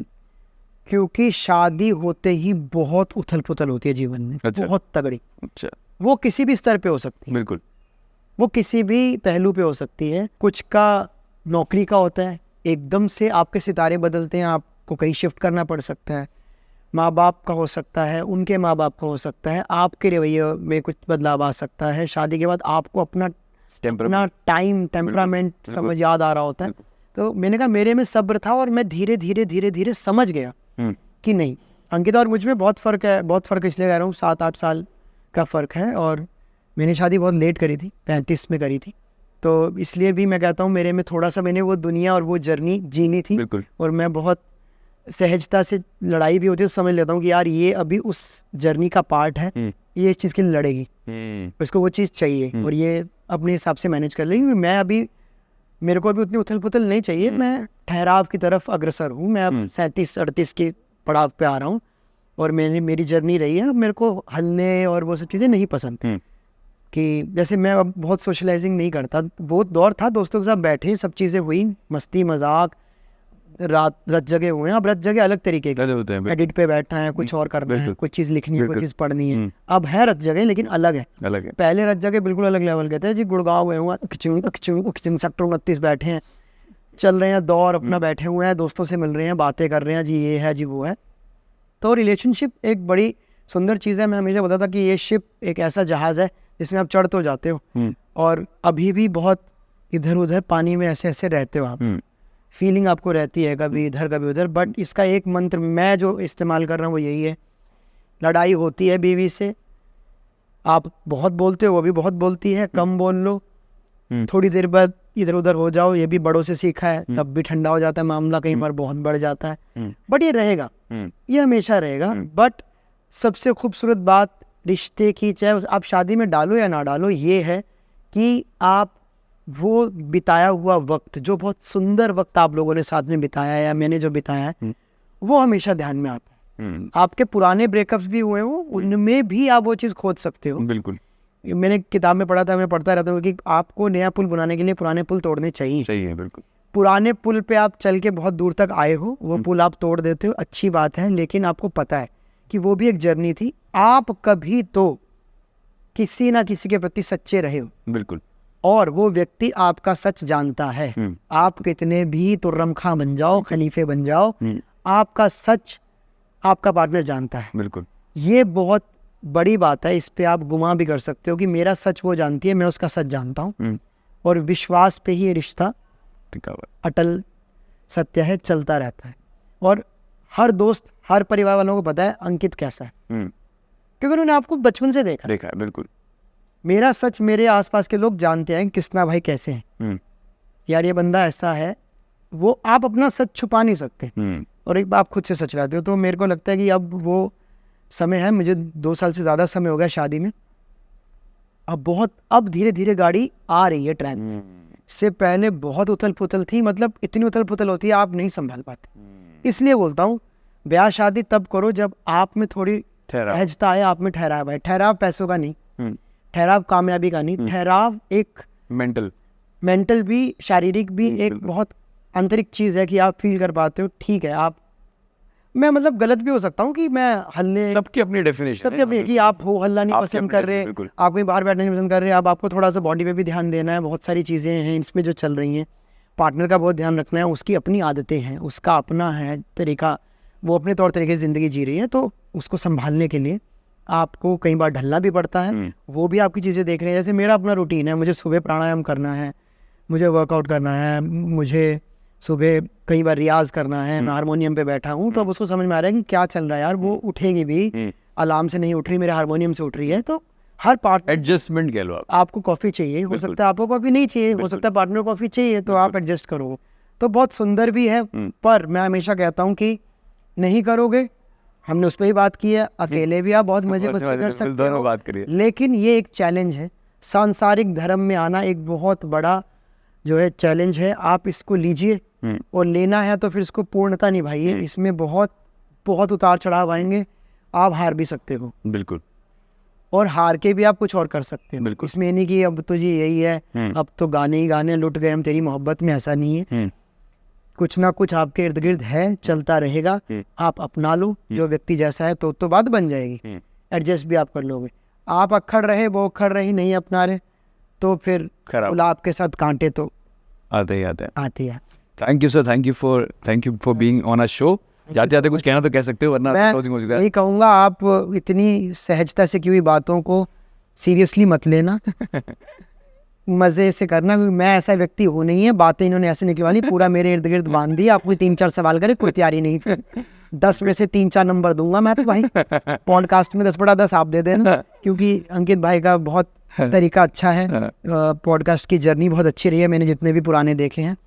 सब्सक्राइब, बेल आइकन, वो तो आपको पता ही है, कहने की ज़रूरत नहीं है, टैटू तक करवा रखे इन्होंने, सब्सक्राइब उर्दू में लिखवाया हुआ है। तो बस यही है, ज़िंदगी जिंदा दिली से जी लीजिए भाई, कल नहीं है। वो मैं एक बड़ी अच्छी बात पढ़ता रहता हूँ कि कदम कदम दुश्वारी है, मन अनुरागी तन, या बैरागी कह लो, मन अनुरागी तन बैरागी, कदम कदम दुश्वारी है, ज़िंदगी जीना सरल ना जानो बहुत बड़ी फनकारी है। तो आप फन से जियोगे तो बहुत मज़ा आएगा, लोड लेके जियोगे तो दिक्कतें आएंगी और वो दिक्कत सबसे पहले शरीर पे आती है। बिल्कुल। बॉडी को फिट रखो, मस्ती से खाओ पियो, लेकिन ये भी सोचो यार आज दौड़ना भी है, भागना भी है। फिर चैनलाइजिंग पे आ जाओ, जो भी काम है मस्त होंगे। और संपर्क में रहो।